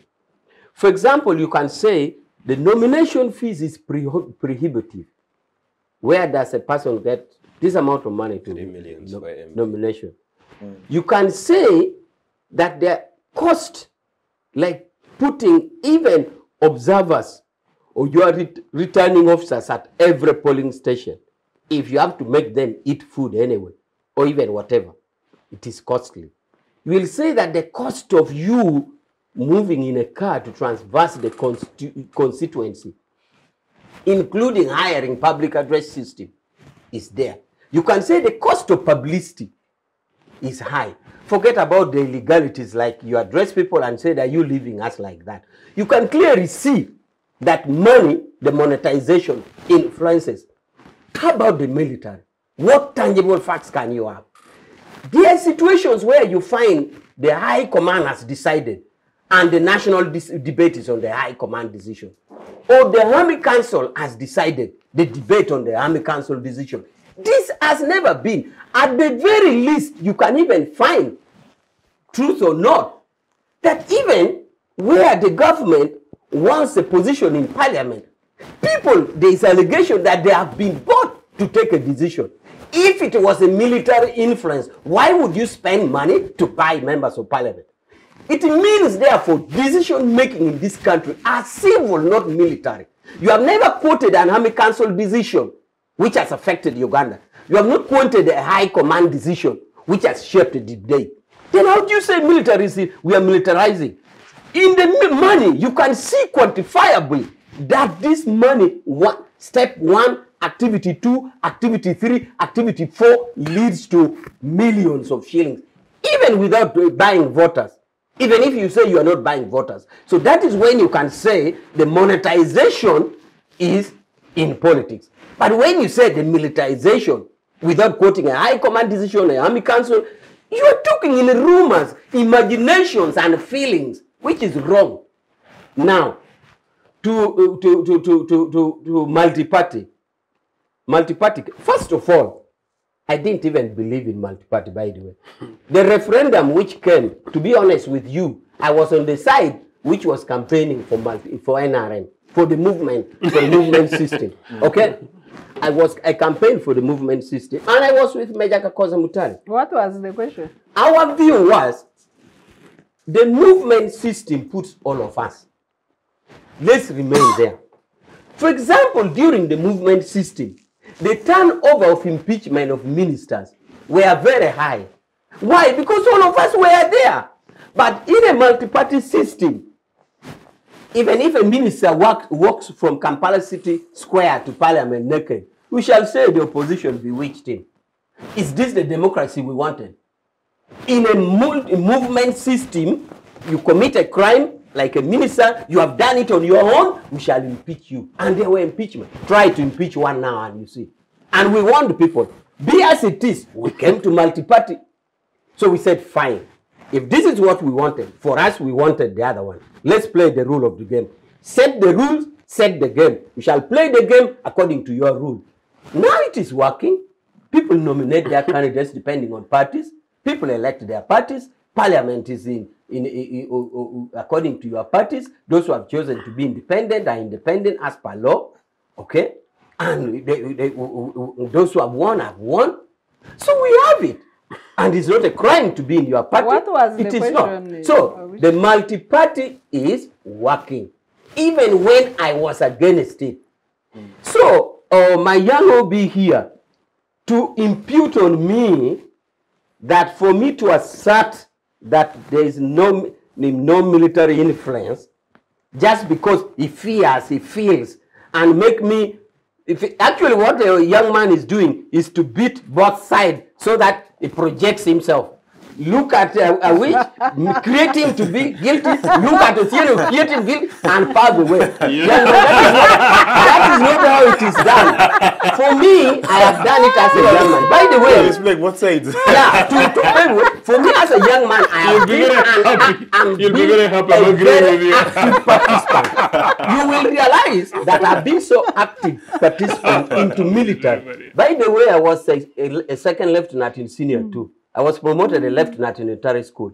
So my active participation is real active, not by mere going on the road and demonstrating, but by fighting. I have wounds here. So, young man, I am not in any way guilty at all. I believe in the NRM revolutionary methods of work, and I'm still convinced about it. If you can convince me that the military influence is the high command decided this was done, how many council decided this one, I would believe you. But if it is beating me left and beating Luciano right and proposing moving forward, it won't work. So multi-party is working, even when it was against my will.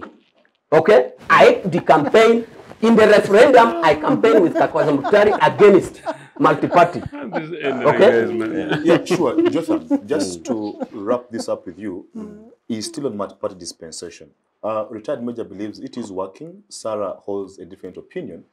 Now, my question is, look at the case scenario. One, we have the Honorable Ojara Mapenduzi, who today was chairing a committee appointed by NUP. Now, just the other day, he's appointed by NRM to chair another committee. Now, you go back to incidents like, for example, Norbert Mao, the president of a whole political party, working with another, working with the government political party. So, I don't know. Is there a very thin line between multipartyism and what we are seeing today? It seems to be blurred a bit. Yeah. Maybe to pick it from where Chief Awich left it.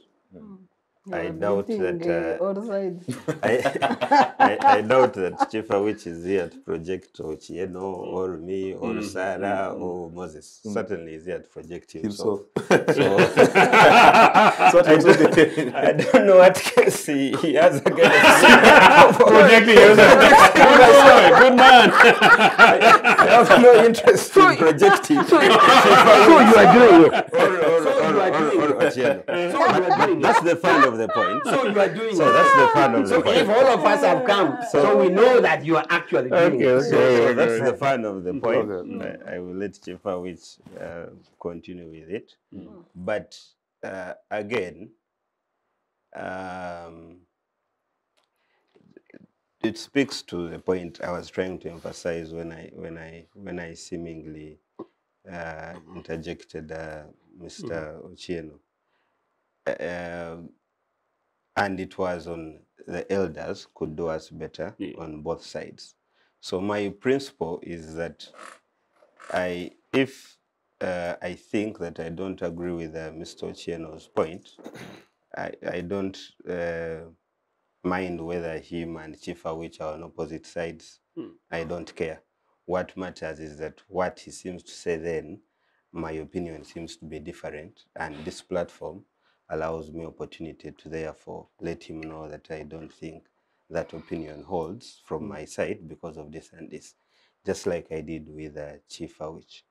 But you see, Comrade Ochieno has talked about the propagandism of this system that Chief Awich represents.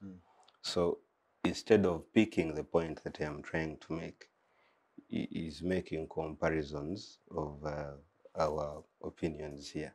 It's not a comparison issue, and I still stand to it. Generally, our elders can do better. Yes, we can. We need to live up to the moment as the young adults, but our elders must be, even when you're in the system, come on, have some level of honesty and genuineness, you know, in your discussions. He has said here that there is no militarization, but you see, his argument of justifying that is that there is monetization. That for it, you can see that there is a quantifiable, you pay this money, the MPs were bought. So he's actually saying that monetization is there. It is quantifiable. Now, I would have been interested more in listening how it came about and what we can do to, you know, mitigate it, or how do we survive within that circumstance if we are not unable to mitigate it, rather than hearing. Mine was just to compare with the military. Rather than hearing his comparisons. Mine was just to compare with the military. Of who is projecting himself or not. Now, on the issue of multipartism, I think that to be fair to the system now and those that existed before, even the democracies that we celebrate now and cherish and aspire to have had a period of growing.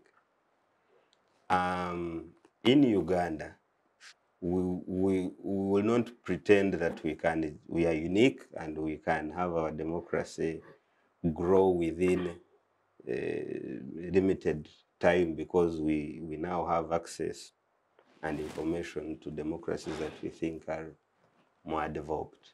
But the disturbing factor is that those that can aid that process are actually simply dragging us back. We make 2 steps forward, 4 backwards. 3 steps forward, 5 backwards. So is it growing? From the argument of Chief Awich, yes, because there is a leader of opposition in parliament. There is a Chieno here who can proudly say that he's UPC, and Chief Awich, yes, even iPod. There is iPod. There is so there is a form and substance. So there is a form of multipartism, but the substance, the questions you're asking, the questions Dr. Sarah was putting across. Does the environment allow free interplay of different shades of opinion from these different political players? Is the environment favorable to what you're saying, a young adult who doesn't have the 600 millions to reach out to the numbers that he needs to reach out to so that he can have his ideas projected in whatever platforms he's trying to aspire to? Even in these different political parties, internally themselves, is there democracy in them? This the elder here, Mr. Ochieno, is a party president of UPC, but in other platforms there is a party president called Jimmy Akena of UPC. Now, the question of, for example, President General Norbert Mao being with the government, or Honorable Minister Betty Among, I think that would be, and I could hear even Ochieno was trying to bring it out, that yes, he's UPC, but he's also agreeable to a scenario where UPC is yes involved, but if it's a collective effort for the progress of the country and the greater good of the citizen, well and good.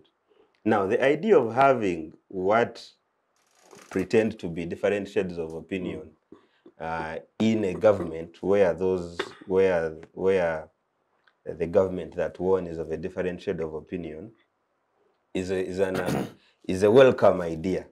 But what is the intention? What is the agenda? What is the strategic positioning of that decision? And the circumstances leading to it. And the circumstances leading to that eventuality. So the idea, in essence, national unity, coexistence, bringing different shades of opinion together, wonderful. But what is the strategic importance of such an agenda? Yeah. Now, that is an analysis that each of us can make for their own. Okay, fair enough. Joseph, let us move to economics. Our time is fast spent. I don't know, our progress economically, our debt burden continues to rise. Whereas our exports continue to increase, there are still questions around the quality of how much we are, the quality of what we are exporting. You know, so I don't know the economics. How is it looking like? I think our country is as bad today as it was possibly in November, December 2005, January 1985 to January 1986, where the central bank is in the pockets of a few, perhaps. The We have no government. parts of the country is So now occupied. coming to Yeah, years, eh? yeah, basically. So right now we basically, so yeah, Sarah's in Africa because of time. Yeah, so we have no governor of the Central Bank of Uganda, and you ask. No, you have no substantive, but there is. An acting No, we government. have no We don't have government. no government. That's You acting. You don't have a substantive He's governor, yes, acting. but you We have no We have no governor. you have no substantive governor. Nobody an can acting. drive that personalized number plate of governor. Moses, this country is in an economic mess, terribly as bad as it is in a political mess. As it happens, we cannot pay our public servants. By the way, with your permission, moderator, you know the government was stuck on printing the new currency. So the deputy governor now went on our currency as a deputy governor, as if we are in an emergency situation. As if we are in a situation of war, where we have no enabling environment for appointing a substantive governor. 40 years on of a monolithic system, thanks to Sarah, NRM, a continuation, and is perfectly so, unchallenged. So much unchallenged that if you try to do so in Soroti, Unarua, or even in Busia, you know what will come for you. That is sort of where we are. Ask me, because part of the conversation at the beginning was putting us within the trajectory of independence to date. Interestingly, as I think Jotham was making a submission about the growth of our democracy, if you want to call it like that. This is no democracy. It has never been since Museveni came to power, and with evidence. I looked back actually. Do you know the irony? The most stable part of Uganda, with which there is national consensus and global national consensus, was actually the early part of our independence. And that's why I actually say deliberately part of a goodwill conversation that actually our elders, our then parents. So it's a shame on the Museveni generation, my generation and Sarah's and Comrade Awich.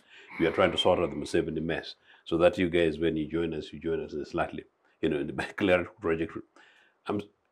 These guys had the intention, they had the focus, they had the purpose, and in my opinion, they had the leadership, and it's what we lack today. At the moment, it is the case that the 40 years has been controlled by one guy, one family, a monolithic political system, and for the interest of themselves rather than the nation state. I will say it again and again on this program that Paul Kagame, who thanks to UPC did quite well in Uganda, returned to Rwanda, is presented as a dictator in Rwanda, has an idea, has a Rwanda of his own way. But if you go to Rwanda, what these guys have tried to do, half the time period they've spent in Rwanda compared to how long Museveni has been in power, it's different. To imagine that you train doctors, the most expensive skill. Yeah, 5 years. You know, yeah? The most coveted. And you have them. And these are On the street. on the street Demonstrating. demonstrate because you can't afford to deploy them. But you give millions to Dir, to Roko, to what? You can't educate your own doctors to treat citizens. Moses. At I get Yaka, it. sugar. I get it. It's bogus. That's sort of where we are at. To imagine that some very proud, bossy, posh guy called Amama Mbabazi, falls sick and into the corridors of London for medical treatment. Not surprising. Some people were saying some of these guys are having bad manners, taunting the guy. 40 years? Okay, Sarah, do we owe some of our economic difficulties to, for example, policy decisions like the structure adjustment programs?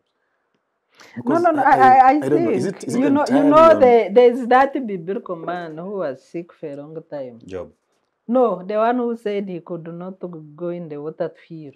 Whenever I would wake up, then the people are faster. By the time I cover my mat, whatever. Let's not look for excuses. The SAPs had issues, but they were not only in Uganda. They were in many African countries. Yes. So when we pick it out and we like to have it, neocolonialism, like the rhetoric talk by His Excellency, neocolonialism, foreign agents, whatever, can we be like that biblical man? And Jesus asked one simple question: do you want to heal? Why don't we stop finding people to blame and look at ourselves? Just look at the budget. Yeah, and take that is going to take effect next week or at the weekend. Because 1st July is Saturday. The budget that is going to take effect on Saturday. Yeah. 52 trillion. Half of it is for debt payment and debt servicing. What is available is 25-point-something trillion. The rest is for just paying debts. Why don't we take responsibility? Yes, issues could have happened. But other countries also on the street crying, hey, structure adjustment program, you brought what? The structure adjustment program came with privatization. Yeah, liberalization of the economy. How much money did we get out of privatizing state enterprises? Does anybody have that money? Direct operation was sold for $1, stolen for $1. $1? Yes, Uganda direct operation. The monetary value was $1, just stolen. You go to all the other factories. The coffee marketing board the other day was given to Agoa, then given to Patience to do what? Really, when are we going to take blame as in our mess in this country? Who has told us to acquire debts, including dead loans, where we service? 8 trillion is stuck in dead loans that we cannot even implement. Is that the problem of Let Mzungu? alone be able to explain what we borrowed Is that the problem of Mzungu? Look at the decision, simple decision, that you procure a supplementary budget to restore peace in Karamoja. You go and buy iron sheets. Even that decision was wrong itself. I don't know how leaders reached at a decision that Karmajongo needed iron sheets. You procure them and then steal them. Look at the supplementary budgets to give Roko 200 and something billion. 20 billion. Look at the money given Sorona at Sudir. All that is stolen money. Who is Sudir? Look at the supplementary budget past 6 days to a new budget of 1-point-something trillion with attack sugar. But you cannot pass a supplementary budget to finish educating your medical interns. Is that the problem of structure adjustment programs? We have a leadership crisis in this country. Retired Major. Yes. I don't know. How can we get out of this economic pit hole that we are in? Because our debt burden is now what, 80 trillion? Have we reached there? Yeah, I think it is 80 trillion. Yeah. I don't know. 88. It will conclude at 88 trillion. Yes. Tomorrow, it's Saturday. I don't know the economy and then your government policy of the parish development model as sort of a silver bullet towards getting Ugandans into the money economy. Is that the best that we can do as a country? The economy is doing well. The economy is... Actually, that is what Obi Kasaija says. The economy is doing well. Now, first of all, on the debt. Okay, according to what indicators, Retired Major? You have given me the microphone. I'm talking. Okay. First, start with the debt. I would like to let viewers know that the biggest indebted country in the world is America, followed by Japan, No single There we country is go. not indebted. All of them. US is indebted in trillions. Debt is one procedural means of financing a country. The problem there are only two things or one or so in budget. Do you repay and do you use it wisely? But debt should not be an issue. Even America has debts in trillions. Even Japan is one way of funding a budget. So I don't see why we should make a lot of point about this, if it is a point. What matters in debt is what are you using it for, and are you able to pay it? Otherwise, country all over run debts. It is a means of financing a budget. So are we using our debt well? Yes, but we have to go case by case or project by project. I can't now go into that debate. Now, one indicator that you are saying, you ask me for an indicator that the economy is doing well. You see, whether we use GDP, whatever figures, it must translate to the livelihood of a Ugandan. Did you know that life expectancy has increased? People die now at older age than they used to be. This now divides us from theories and figures and data and all that. One indicator, if you wanted, is that life expectancy in Uganda has risen from 45, is now 60. Another indicator is a stable money. Not many years ago, Sarah could have heard when she was in primary. I'm sure she knows very well. Some countries like in Congo, you'd carry money in a wheelbarrow to go and buy bread. For a long time, we are stable. If you went to buy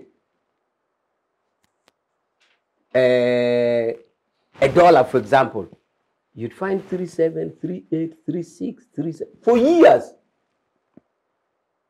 That is one indicator. A dead economy, you have hyperinflation, which is not here in Uganda. The other thing is reserves. Our neighbor Kenya here, they tried to do things to please the people by giving subsidies on fuel. They ran sort of reserves, and yet they have the strongest economy in East Africa. Uganda, we have our reserves, at least compared to the size of our economy. Depleted by how? How about the people eating? The World Bank or IMF definition, World Bank definition, is $1 a day. We have figures showing that people can eat the number of meals per day in Uganda. Figures sometimes keep going, and these are World Bank figures. Sometimes we drop into poverty line, but sometimes up. But by average, it has been dropping. That is World Bank, not us. How about the availability of goods and services? Otieno may not want to know that. I knew you'd come to You that. do not want to know that. But even not long ago, did you know for Bushenyi to get beer, Bushenyi had to apply, make application, as if the beer was given for free.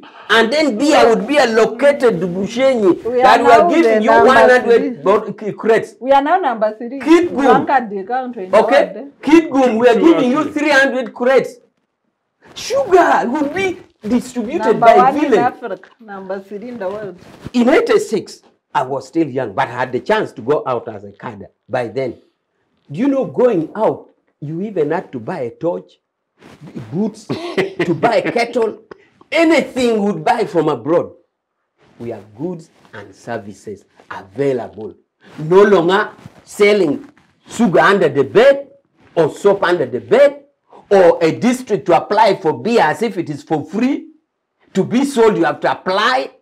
Now, on the contrary, goods and service owners are spending lots of money in advertising. And that was after the war, after Idi Amin, and In the one which all of us advertising. participated, including NRA. In So advertising. these guys want to pick and choose You when. want to help you know? me in my good citation. You want to help me. Your usual You help propaganda. me. He is So, persuaded. you see, he's persuaded. Thank you so much.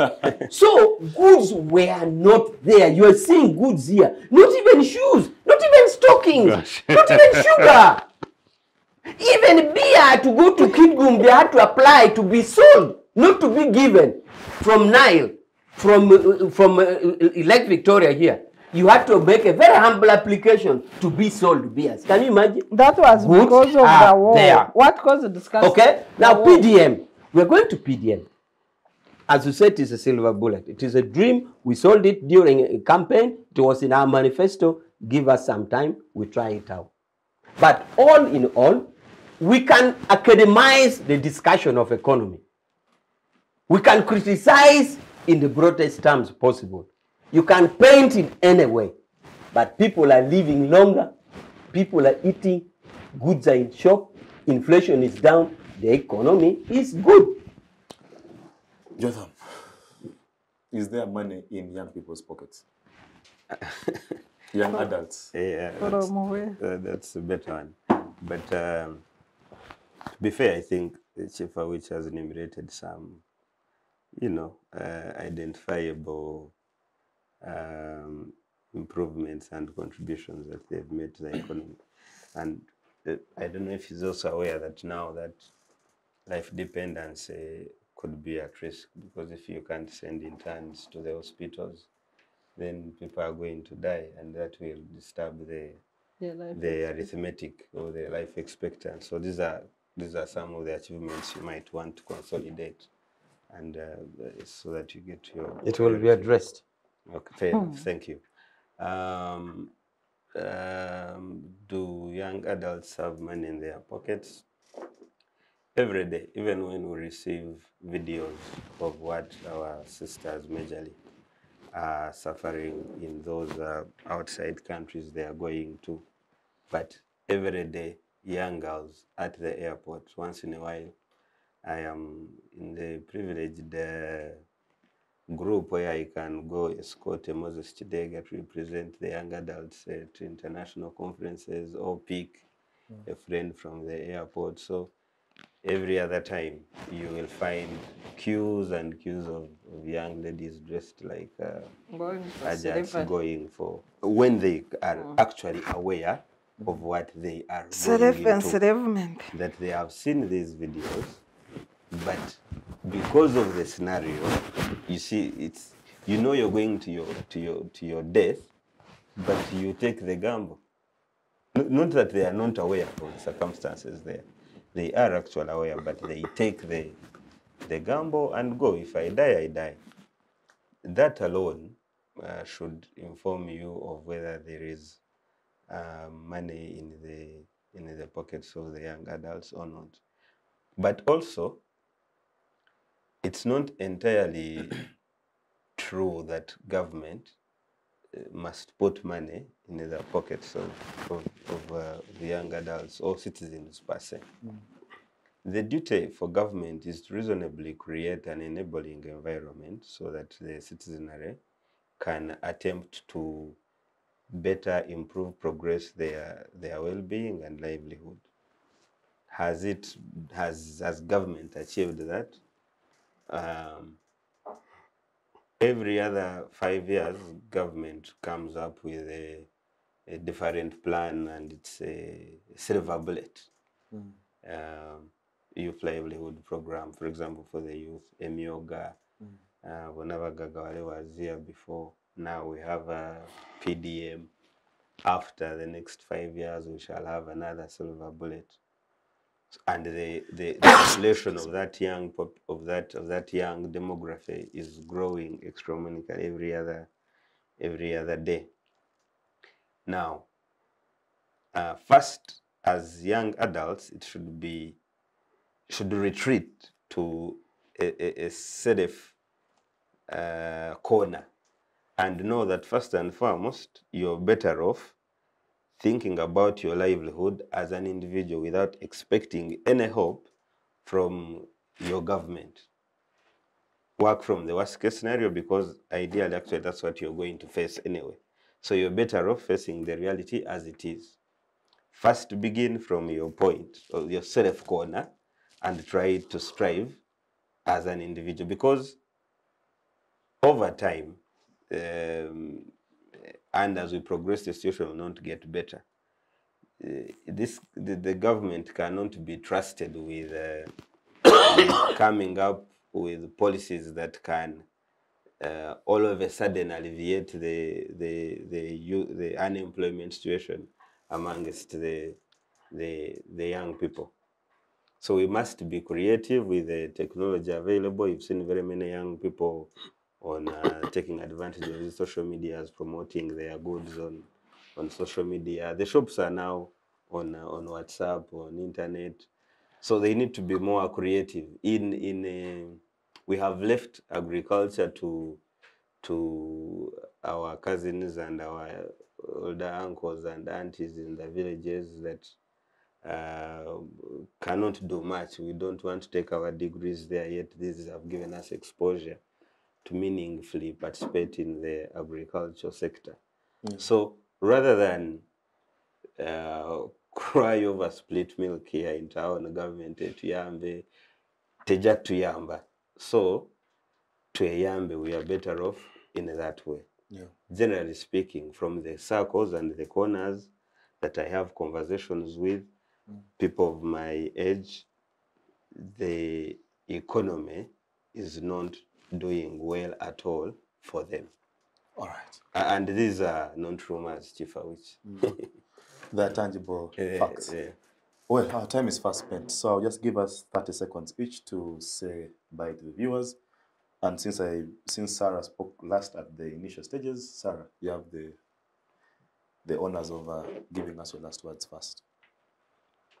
Well, I think for me, the progress of a country is best gauged on the social mobility of the people. What chance does a child born in a poor home have at equality in life?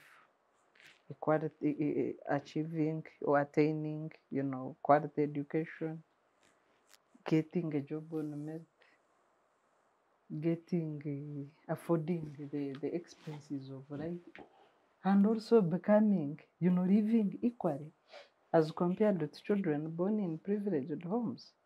That's what gauges the progress of a country.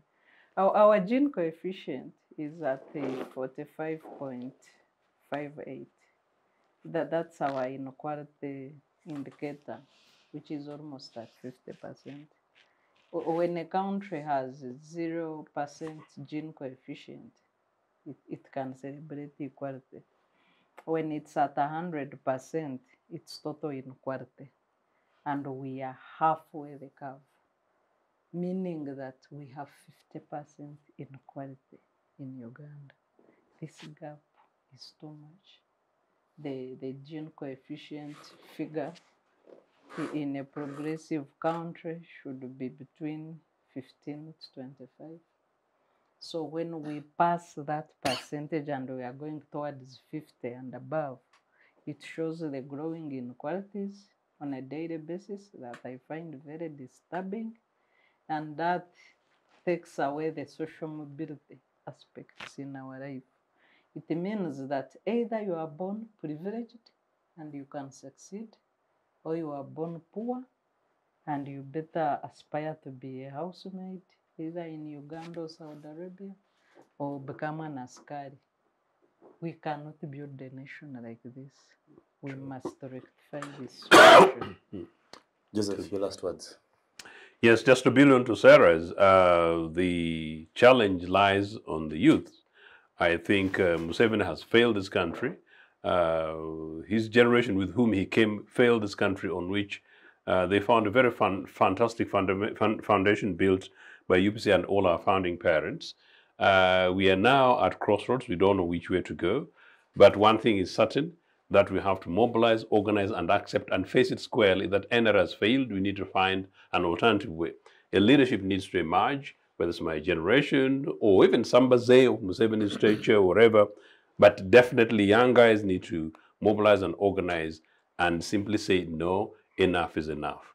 And just to link up to part of what Jotham is saying, it's absolutely the responsibility of government to protect, to provide for your security, for the property, and for your lives.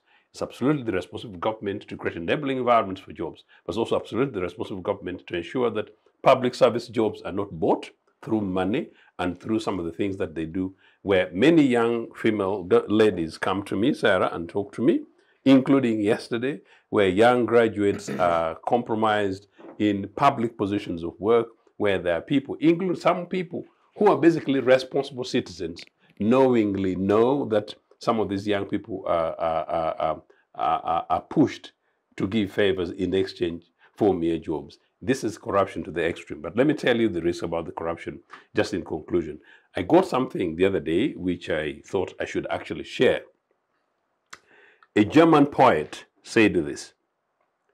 This was Bertolt Brecht, that the worst illiterate is the political illiterate.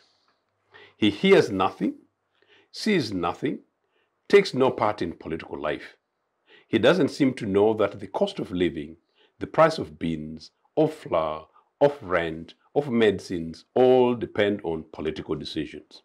He even prides himself, or sometimes ourselves, I'm not interested in politics, on the political ignorance, sticks out his or her chest and says he or she hates politics. The Uchienos and the Serras, they're uncool. He doesn't know the imbecile that from his political non-participation comes the prostitute, the abandoned child, including Karamoja children, the Mabatis, the robber, and worst of all, corrupt officials of the lurkies of exploitative multinational capitals. No wonder Sodir is given money and our young doctors are whipped for simply asking for that. Wake up, you young Ugandans. Young Tak, your last words. Yeah, thank you, Moses. Many times when you hear many of us commentators decide, sometimes the way we talk, we totally dissipate all hope in the future of this country and destroy the gravitas of the young people or young adults to try and see what they can do as a contribution to alleviate it. We are in a situation where all is not lost. There are things that Chief Awichi's government has done that we can still hold on. We could be in a better situation. But the young adults out there, especially, much as it's called all citizens, we must all be courageous and brave to risk the comfort of our small cars, of our small apartments, of our small social events, and get concerned and take part in the governance issues of our country. Because believe me, I might not be there tomorrow, maybe you might not be there, but what is certain is that our generation will be there to suffer the consequences of what we are letting go as normal now. Kindly, let's all get involved. Thank you. Fantastic. Retired Major, you have the last words. Yeah, my conclusion is on the progress, of course, but I like to, Sarah and my young OB here made mention, so I need to clear about the girls going to the Middle East as an indicator of poverty. It is not.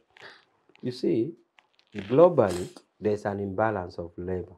To the extent that UN passed a convention on migrant workers, it is now known and acceptable that some parts of the world, they are old people, and some parts of the world are young people. So there's global labor mobility, and that is why there's a convention on migrant workers. Philippines sends 10 million nurses abroad. Colombia has 11 million workers in USA, to the extent that Mexico, to the extent that Mexico even acted a film, A Minute of America without Mexican.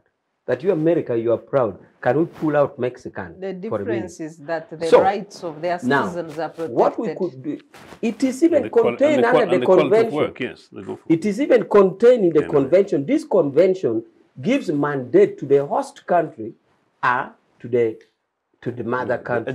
So this is if there were jobs the labor here, mobility. they wouldn't be going. The labor mobility is not a sign Why of are they poverty. dying? Unless you're saying the labor mobility in the Filipino is a sign of poverty, or in Mexico. What we have to address here are the shortcomings in it, the rights that we talk about, if all we can have better quality of export of labor. But for people to move out, It's a global phenomenon governed by a UN convention. Now, my conclusion here is that as a country, we have tried to progress to the extent that you can even one indicator for women. We have come from where women could not even eat chicken, from where women could not vote, where women could not vote. We have progressively come to integration of gender affirmative to the extent that even when you went to you went to Makere, if you go to Makere now, you'll find almost 50%. Actually, the females are now more. They are more. Okay. So we have gone a long way, and women emancipation is one indicator. We have much more to do, but we shall try. The economy is as I put the indicators. So the youth, it is not true that we don't, the NRM does not have checks. We have checks every 5 years.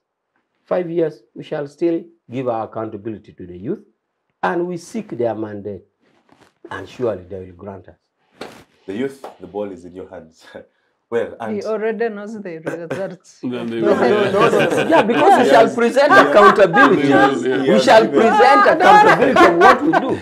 You can know what you have done. What you have done can tell you. The result. No. What you have done, sure. The balls. The way expressed, not from a lawyer, he knows the results. He knows the results. I started by giving accountability. I told you the state always has evidence. We shall have that. Well. We can talk about Uganda until the cows come back home, and that's because we love this country, and we sit here, contemplate, contest, but we believe it's all inspired by the spirit of the love for this country. Thank you very much, retired Major, for your time. Thank you very much, Jotham, for your time. Thank you very much, Congressman, for your time, and Doctor, for your time. Pleasure. And to the viewers, of course, it's a pleasure having you every single Friday afternoon. And that is it from us. See you next week, same time, same place. Bye.